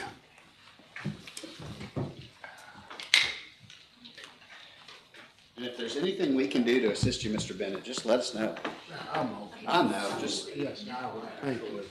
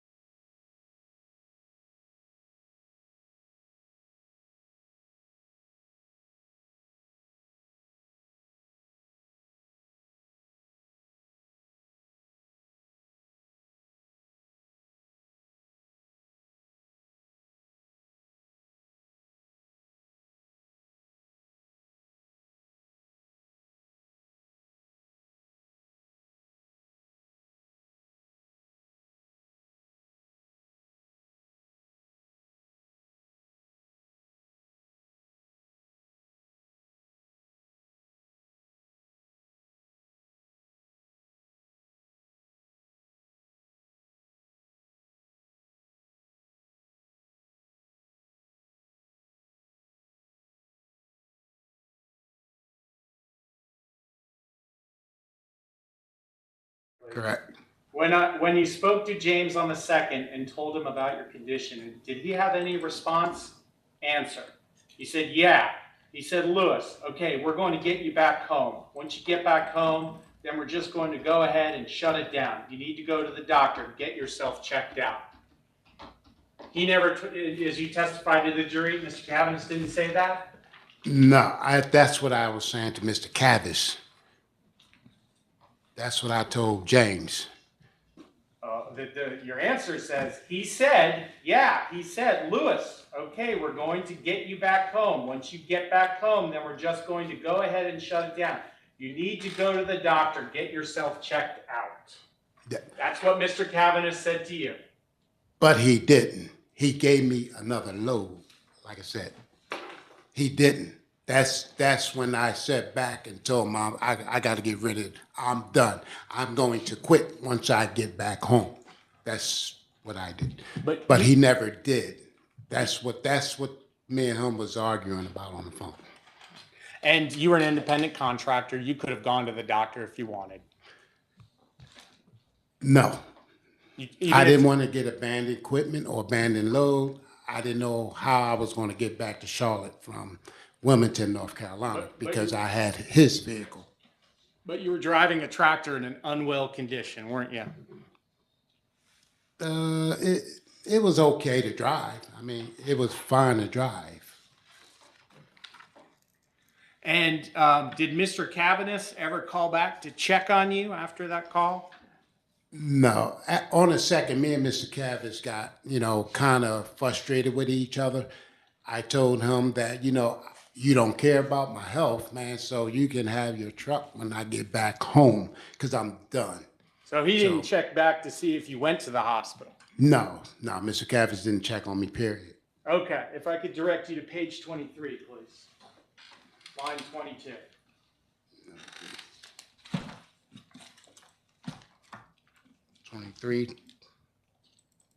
Actually, start with line 15. Excuse me, said it needs some context. Okay. All right, question, did you go to the hospital on July 3rd? Answer, no ma'am. Did I read that correctly? Yes. All right, skip down to line 22. Question, did James check back with you to see if you went to the hospital? Did I read that correctly? Yes. Answer, yes ma'am. Did I read that correctly? Yes. All right, so he called back on the 3rd to see if you went to the hospital. That morning, yes, he did. I forgot. Yes, I did speak to James once I sat back and gave him his truck. Once I got the load from Wilmington to South Carolina to Charlotte, once I dropped the truck off back at the yard, me and him had a discussion. I told him, here's your truck, man. Like I said, he didn't care about my health. So later on that evening, he did call my phone and ask me, did you go?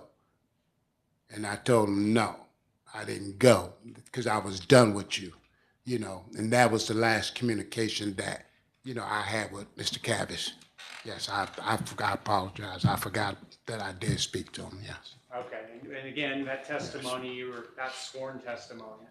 Hey, I'm sorry, I'm not perfect. It was 3 years ago, 2 years ago. I mean, like I said, my mind, my health was going, it was a lot what was going on with me at that time. I just forgot. I'm not perfect. And then when we talked, your attorney talked about this truck number 4 plaintiff's exhibit 13.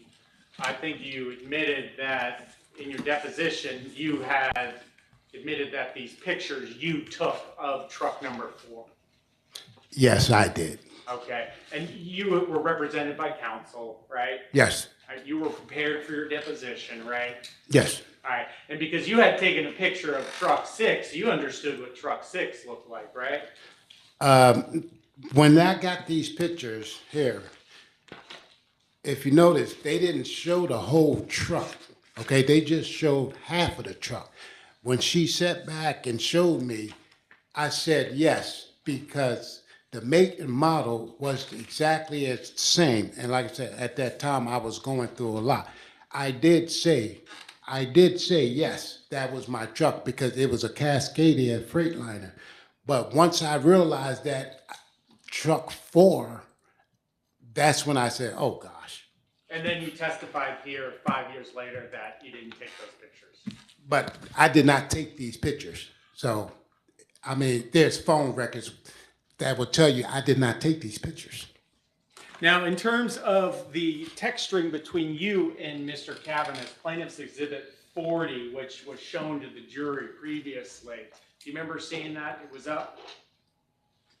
40. May I approach, Your Honor? I mean, just head around that way. We'll give Ms. Terry just a little bit of space. Oh, you got it I right there have in it. front of you. Yes. Exhibit 40. This one. Yes. Okay. Throw it up for the jury to see. This is the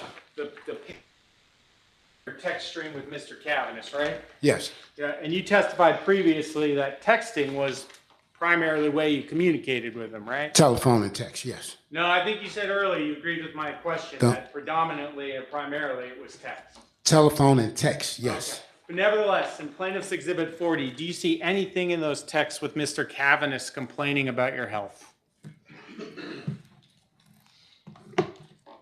Actually, these the ones that I sent him.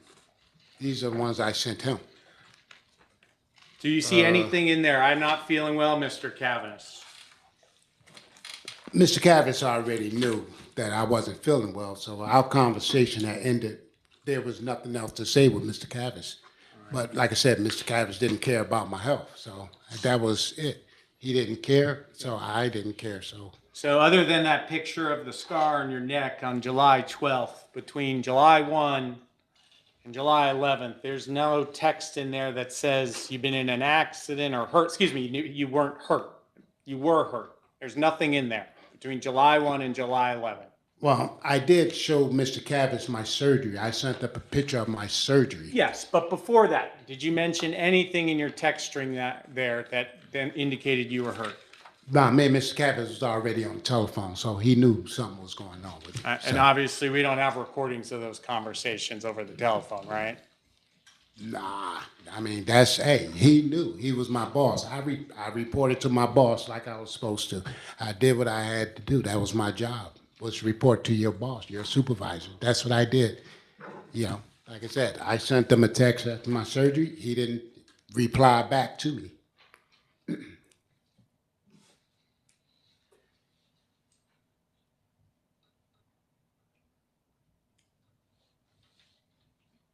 Give me a second, Your Honor. Sure.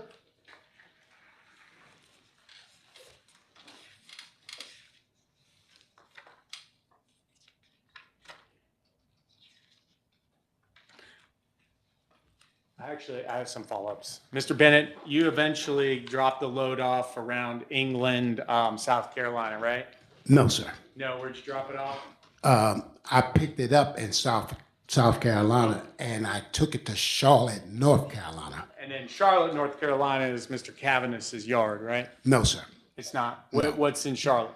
Charlotte is where I dropped the load from South Carolina. You dropped the load in North Carolina, Charlotte, and then you went from Charlotte to High Point. Correct. All right. And then when you got to High Point, that was that you were going to quit, right? Yes. All right. And you got out of your tractor once you got to the yard, right? When I got to the yard, I gathered my things and my belongings, my clothes and stuff. Then I told James I was done. Yeah. And then that day when you were done, you didn't go to the hospital. No, I didn't. Like I said, it was COVID, man. I mean, there was too much going on. Hospitals was packed. There was too much going on, so I did not go. I figured if I rest, I'll be okay. And July 4th, you didn't go? No, it was July 4th and it was COVID. No. July 5th, you didn't go to the hospital? Nope, I didn't go July 5th. No, sir. July 6th, you went to the hospital? On July 6th, my symptoms was getting worse and worse as the days go. So once I realized that I couldn't get out the bed on July the 6th, then I knew something was really wrong with me. But at that time, I couldn't move. I mean, I literally could not move. I literally had to crawl to the bathroom on the floor. Now, on July 3rd, when you dropped off the truck, when you got out of the truck, did you throw up in front of Mr. Cavanagh? Yes. That's what you recall doing? I vomit, yes.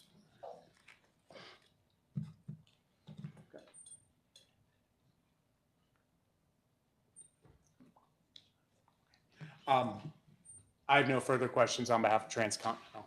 Ms. Tabb? No further questions, Your Honor. All right, redirect.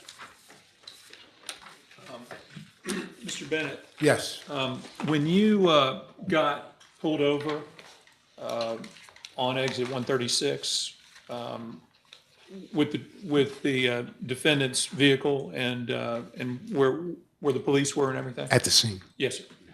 Did you tell the sheriff about the incident with the guardrail and tell him you hit the guardrail? I told the state trooper. Okay. Did you also write a report where you talked about hitting the guardrail? Yes,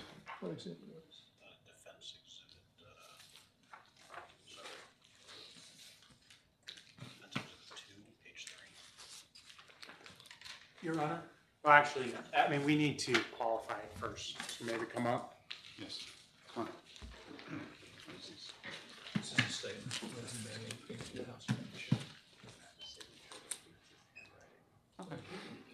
Yeah, hang on. We're good to go. All right. There's no objection for me to rule. You may continue. Mr. Bennett, I'd like to hand you defense exhibit. We didn't mark it. Do we want to ask plaintiffs to do it? Yes, sir. It's one page of yours.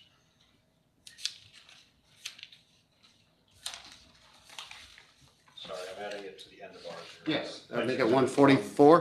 Plaintiffs exhibit 144, yes. 144 it is.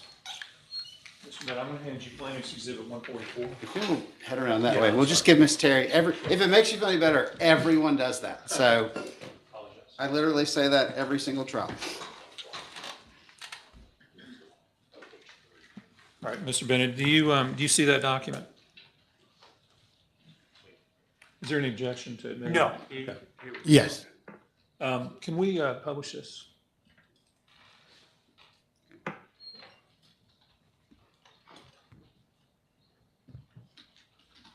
Mr. Bennett, what is the date of that statement? 7/1/20. Is that your handwriting? Yes. And what's the heading of the law enforcement office up there at the top? You said Houston County Sheriff, Okay, Patrol And, Division, traffic accident witness statement. okay. All right, and can you read that, please? Yeah. Came to Interstate 75 northbound while driving on I-75. A white dump truck came into my lane. I swerved to the right, avoid a collision from the truck that was on the left side, on left driver's side of my truck. Striking the guardrail, scraping my right side, busted the bumper on the right lower side of the truck, of my truck. I quickly called 911 dispatch, company JRC, Express Truck 6, no damage done to the trailer. JRC number 7, Lewis Bennett, Charlotte, North Carolina, 28229 cell. And did you submit that to the Houston County Sheriff's Department? Yes. Okay. And when did you write the statement? Was it on the scene? Yes, it was on scene in my truck, yes. Okay. And then you also told the State Patrol about the incident with the guardrail? Yes, I did, yes. And that's published in the accident report that you, or published in the accident report that was drafted by the State Patrol? Yes, Okay. yes. Hold on just a second.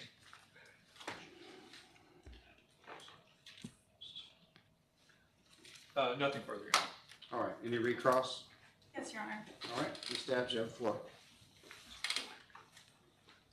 Afternoon, Mr. Bennett. Hey, good afternoon. We've met throughout the course of this trial, but so the record reflects, my name's Olivia Dabbs.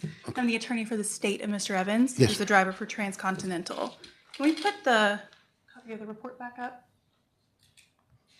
So in this report, you write, my glasses are foggy, but you strike the guardrail, scraping my right side, busted the bumper on the right lower side of my truck. Is that correct? Yes. Can we pull up the picture of truck number 6?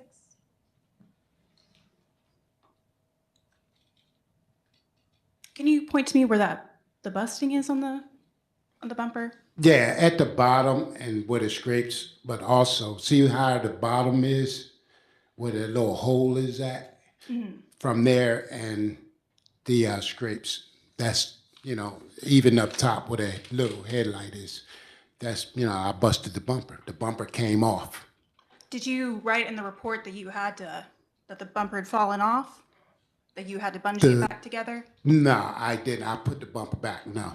But you didn't write that in the report? No, I didn't write it on the report. But I just wrote bust the bumper. Yes. No further questions. All right. Anyone else, anything else? All right, since we just took a break, if you all will come assist Mr. Bennett off the stand, as soon as we get him back in his seat, you may call your next witness. Okay.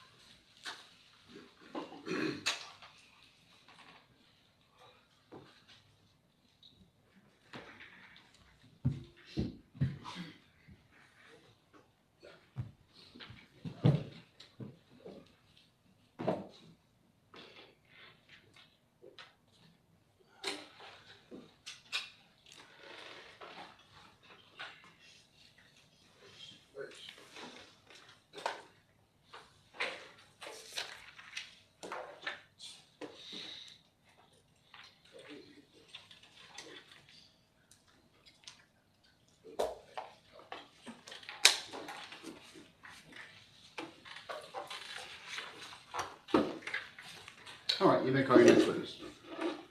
Your Honor, plaintiff calls Ruby Stewart. All right. I believe she's sitting in the lobby. I believe Ruby Stewart's out in the hallway, if y'all call her.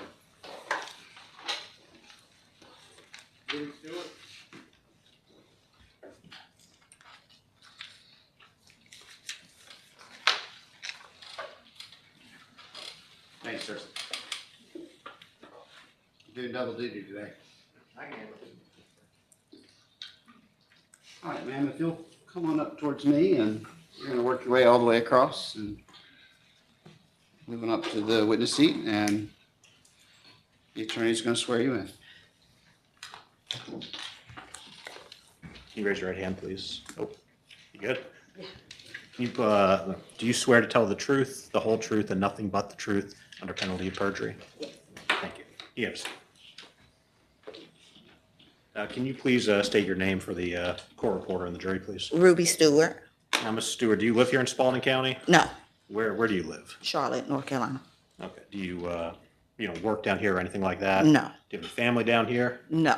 I drove down with my husband. Is that the gentleman who walked in with you a second Yes. ago? Okay. Do you know Lewis Bennett? Yes. How do you know Lewis? I worked at a hotel in Charlotte, and when he wasn't on the road, he would come in and check in sometimes. So do you know what Lewis does for a living or did for a living? Yeah, he was a truck driver. Okay. How long have you known Lewis? Maybe about year and a half, maybe. Like just in the past year and a half you met him? Oh, no. It was maybe a couple years ago, maybe like in all, maybe about 3 or 4 years now. So you're aware that are you aware of an incident that took place on July 1st, 2020? Yes. Okay. How long before that incident have you known Mr. Okay. Bennett? So before that incident, it was like a year and a half. Okay. And since that incident, have you continued any contact with Mr. Bennett at all? Not really, no. Do you ever talk to him? No. Like, have you ever seen him? I've seen him maybe once since then. Okay. And so how would you describe your relationship with Mr. Bennett? He was just a guest at a hotel. We were we became friends as he was staying there, but that's about it. And how often would you see him stay at the hotel? He would come in maybe every 2 weeks or something and stay for a couple days. Okay. And do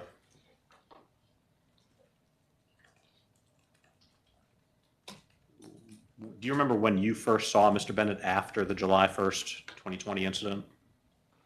Yeah, he came in maybe like a couple of days after the incident, and I was at the desk. Okay. And does he always stop at the front desk on his way? Yeah, most of the time when he's leaving out or something, he always stopped at the front desk. So when he came in, I think that day he needed a key, so he came in. Okay. I mean, he would have to check in with you every time? Right, Okay. right. And were you at the desk when he checked in that day? Yes, And was that July 3rd? yes. And you know, is there anything you noticed about Mr. Bennett? He when came in wasn't that- his, oh, I'm sorry. She's got a record. I got, and this is not a problem, you know. Let me ask you this. Are you a little bit nervous? Yes. So just for the court reporter's sake, we have to keep it really clean.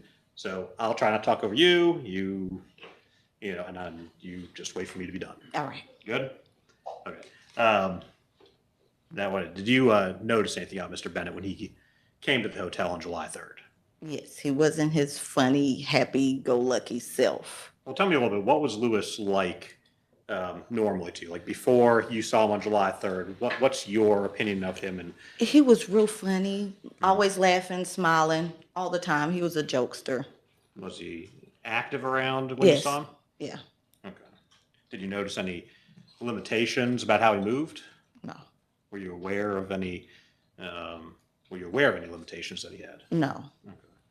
And when you said he didn't look his normal self, what do you mean by that? He looked like he was hurting. He looked like he was in pain. Did you ask him about that? I asked him what was wrong, and he's told me he had gotten in an accident and his neck was hurting, but that was about it. Okay, so he didn't, you know, go into great detail about the accident to you or anything like that? No. Okay, and, you know, you've never talked to him about any medical diagnoses or anything like that, have you? No, sir. Okay. Are you aware whether he went to the hospital or anything like that after he checked into the hotel on July 3rd? After, yes. Do you know about when that was?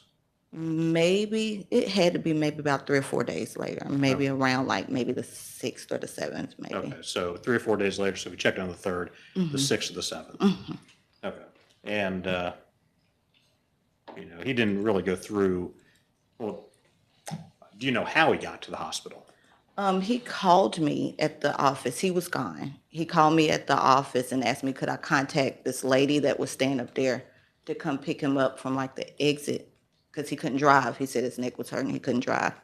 Okay, and do you know, like, was he able to get to the hospital? Do you know? I think she did take him to the hospital. Okay, do you know exactly who drove him there at all? Not exactly, no. Okay, but he asked you for help getting there? Yes, sir. Okay, and in that time in between the 3rd and the 6th or the 7th, did you have any other interactions with Mr. Bennett? I would see him, like, he would come outside his room maybe, but he didn't do too much, you know. Did he have to ask you to help him with anything at that He time? would call me, like if he wanted something to drink, he couldn't come up there, so I would go to the vending machine and get him something to drink and bring it over there to the room, or if he needed a key or if he needed anything, he would call me at the desk. Okay, and was that normal behavior for him from prior to the July 3rd? That wasn't normal, no. Okay. And are you aware of, you know, any other incidents that happened to Mr. Bennett in that time period from the 3rd to the 7th? No. And when I say incidents, I mean any falls, did you get any fights? You know, did you hear they got any car accidents, anything like that? No. And if you're the manager of the hotel? Yes. And if there had been a fall or incident on property, you would have been obligated to Report. create a report for that incident? Is that, yes, sir? Yes, sir. Did you create any reports at that time? No, sir. Were there any reports to your incident? No, sir. I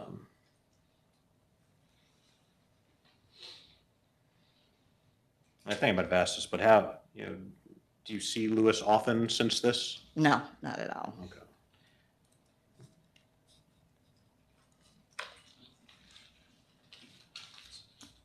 No other questions at this time, but Cross? Yes, Your Honor. You sit tight. Ms. Stewart, my name is Clinton Fletcher. Since this is the first time we've ever spoken, I'm going to ask you some questions just to kind of understand some things. Okay. First off, were you paid in any way to come down here? No, sir. No, you just coming down here out of good graces of your It's heart? actually my anniversary weekend, so I was leaving out anyway. Okay. Yeah. When was the first time you knew that this trial was going on? Just like maybe a few months ago, maybe. And who reached out to you? The lawyer reached out. Okay, did they introduce themselves? Yes. Who was it? Was it Mr. Scott, Mr. Charles? I don't remember who the first one was. I think it was Scott, maybe. Okay, all right. And when he reached out to you, what did he ask you? He let me know that there was a case going on and what was going on, and would I be able to attend as a witness? And you voluntarily said yes? Yes, sir. Are you staying the night down here? I did last night. All right, and where did you stay? What was that? Holiday Inn Express, I think. All right, did you pay for your night at the No, hotel? sir. Who paid for your night? I think the attorney did. Okay, and where are you going after today? I might get another room, or I might just get on the road and go back home. I'm not exactly sure yet. Okay, if you get another room, are you gonna have the attorneys pay for No, it? sir. I'll pay for my own. Now, when you were at the hotel, you were a manager, you said? Yes. Okay, and tell me the hotel's name? At that time, well, when I left, it was Royal Inn. All right, but at the time that you interacted with Mr. Bennett? It changed names so many times. So it was either Royal Inn or Travel Inn. I can't exactly remember which one it was. And the hotel at the front desk, there would be a security camera, right? Yes. Okay, so if Mr. Bennett was on that security camera checking in, it would have been caught. Right. All right. Did anyone ask you for that security footage? No, sir. All right. And you said Mr. Bennett was a regular customer because he would come every other week or so, right? Right. Okay, so you see him check in? Right.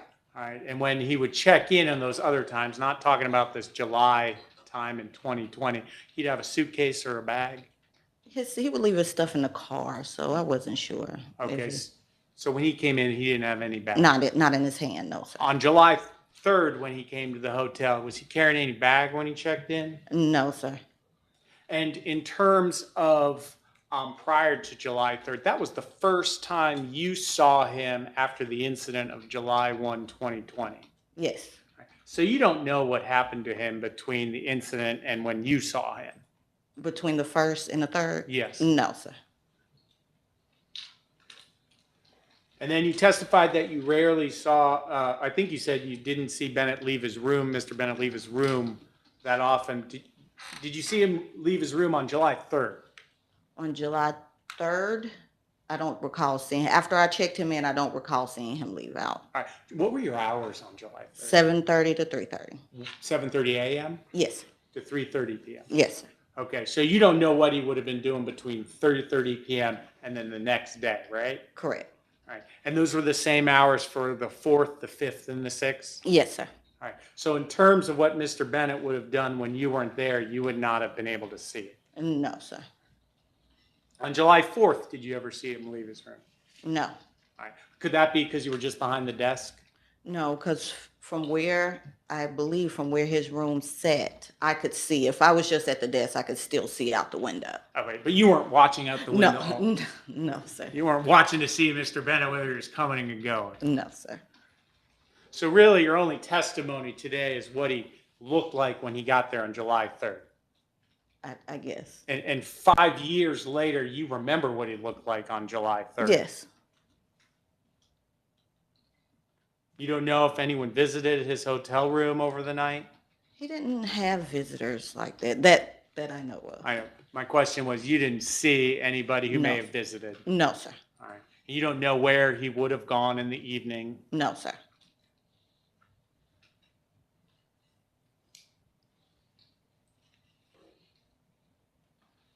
You obviously don't have any medical training, right? No. And in terms of, you described he just looked different. Mm-hmm. He wasn't walking in with a pronounced limp or anything, was he? No. No. He wasn't walking in looking handicapped in any way, right? No. No. He just was not funny. No. He looked like he was in pain. Okay. But he wasn't walking with any difficulty. No. And from the 3rd to the 7th, you didn't call any medical provider, right? No. If you thought that he needed it, you would have called an ambulance or a doctor. If he asked me to, yes, I would have. But what if he looked really bad? You would If have called it? Yes, sir. If it was really bad, I would have. But you didn't. No. And at no time from the 3rd to the 7th did any ambulance come to your hotel? No, sir. Enjoy your weekend with your husband. Thank you so much for your testimony. Thank you. Okay. Any additional cross? Any redirect? All right. May she be released? Yes, Your Honor. All right, ma'am, you have completed your testimony. You're released from your subpoena, and you may stay or go as you please. Okay, thank you. Thank you so much. Okay, let me, y'all step back just for a minute. Let me talk logistics with the attorney, and then I'll call y'all back out. Don't do any of the things I've told you previously not to do.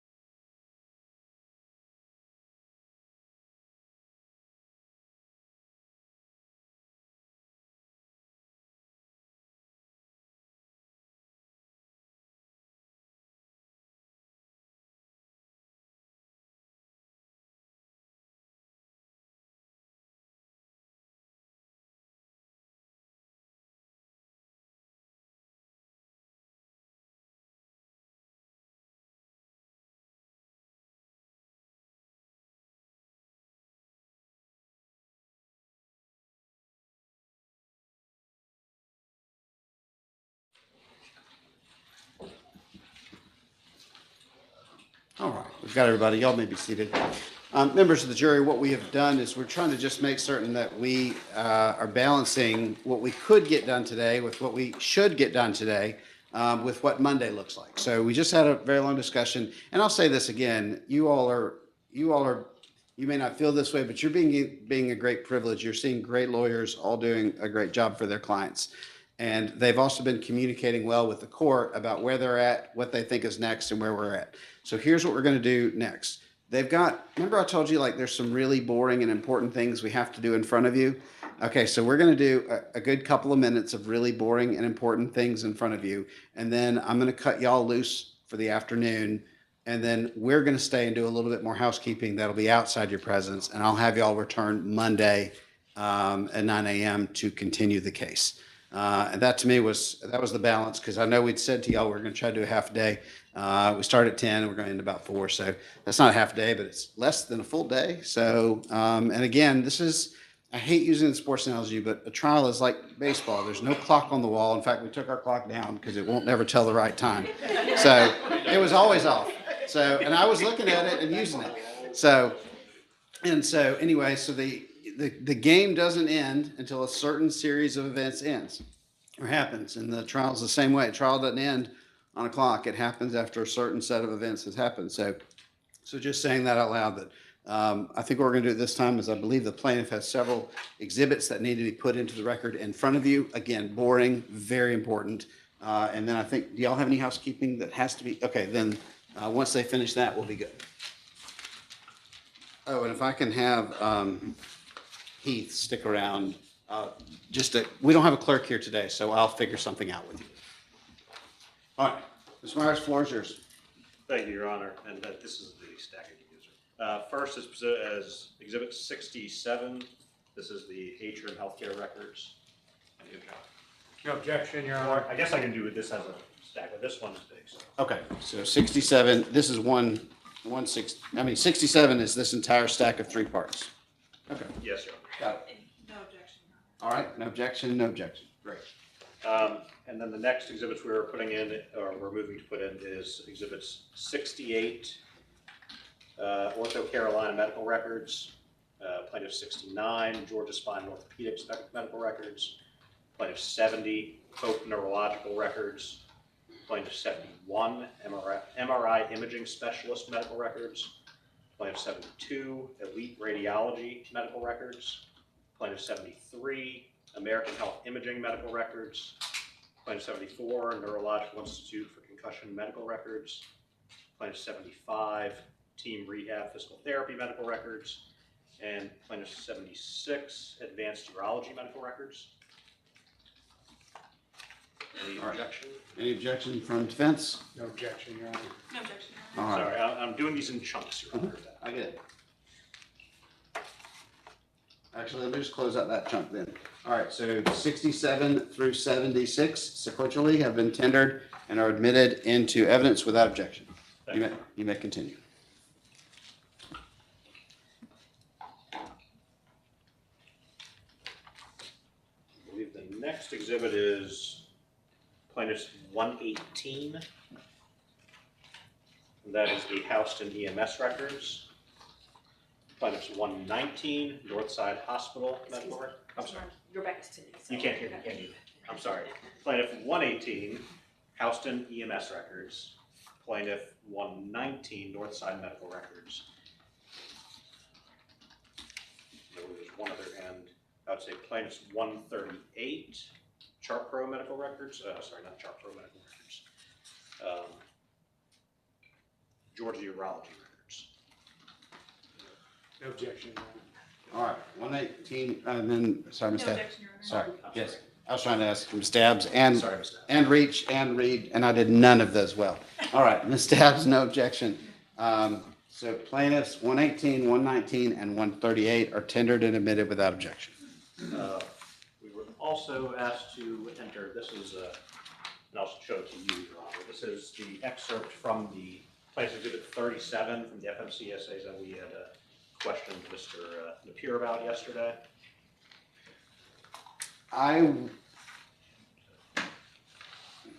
Your Honor, is continuing testimony. I agree with- Also, it's a regulation, so it's an issue for you, the jury charges. Well, I agree with all of that, but I tell you what, I'm going to, any objection, same objection, Ms. Dabbs? Okay, so part of your objection, I have the same feeling with as far as the continuing witness, but it's tendered and admitted of your objection, but I don't think your objection is going to carry to that point, because I think you and I are on the same page as far as continuing witness. So what comes in and what goes out are two different questions. So anyway, it's admitted. So admitted to evidence, but you're unlikely to send it back. Unlikely. And y'all will deal with that in your closing. So I can charge them if you want. All right, go ahead. And then plaintiff would seek to introduce plaintiffs 133 and 136, which are CAD reports from House and County 901. Just the two. 133 and 136. Yeah, the only thing I see that out was yeah, I see the other personal. Yeah. Said 133 and 136. Yeah, 133. No objection, Your Honor, for 133. Transcontinental. All right, 133 and 136 are tendered and admitted without objection. Thank you. I believe that's all the exhibits I have at this moment, Your Honor. Okay. All right, that just leaves me with, I'll put these on the exhibit table when we're finished. Anything else? There you go. Nothing else, Your Honor. All right, anything from the fence? Not right now. Anything else? All right, so members of the jury, as I told you, we had some very boring and important stuff to do in front of you. Again, it's not like it is in the movies where every single moment of every single trial is exhilarating. It's just, this is, having these organized and presented to you in the proper way, using the rules of evidence, is a critically important part of what we do. So with that said, that concludes today. So what we're going to do for y'all is I'm going to read you this thing you've never heard me read to you before, because it's my job to say this. And as I told you, I warned you before we got started that you would be able to say this back to me by the end of the trial, because it's my job to make certain that you absolutely don't forget it, especially since we're about to go into the weekend. So here we go. Members of the jury, while you are outside of this courtroom, do not talk about this case with anyone nor conduct any investigation about this case. You may only receive information about this case from two sources: evidence, which you'll receive from the witness testimony and these exhibits, and then the law, which you will only receive from me and no other sources.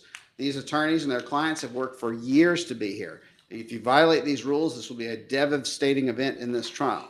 As you leave today, put your notepads in your bags, put your bags face down, and other than that, make sure you keep your juror badges. Does anyone need anything housekeeping-wise other than Mr. Heath before we part ways? Oh, okay, some of the jurors need new, James, some of the jurors are gonna need new notepads. We've got stacks and stacks of them. So we'll leave another stack of blanks on the table for you, and the bailiffs are nodding at me on that. Thank you for that. Anything else, any other housekeeping? Okay, all right, well, y'all, thank you very much. You may gather up your items. And Mr. Heath. We're off record. Tell me exactly what you need. I just need something in writing. I have something for Monday, and something for Tuesday, Wednesday, and today. I need it today. Yeah, my boss needs it today, yes, sir. Okay. It's a hollow victory. That was just his contact, but I really just need something saying I was here. You were here. All right, thank you very much. Go ahead and put all your stuff up, and then give me just. Can you email it? That's what I'm trying to. Hey, does he have an email address? That's a great question. So just head back in the jury room and fill that out back there. Just knock when you're ready to come out.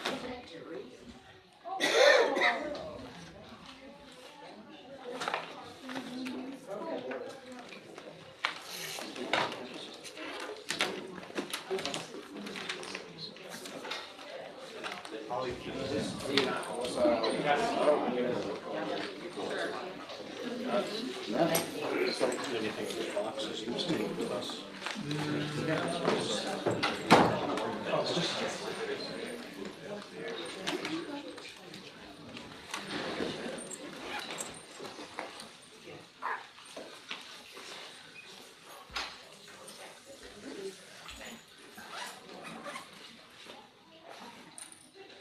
Hey, Terry, let me just put on the record, Mr. Heath is getting his employer's email address. Instead of a formal letter, I'm gonna send him an email and I'll call him, and then we'll tell him that we'll have that for him on Monday.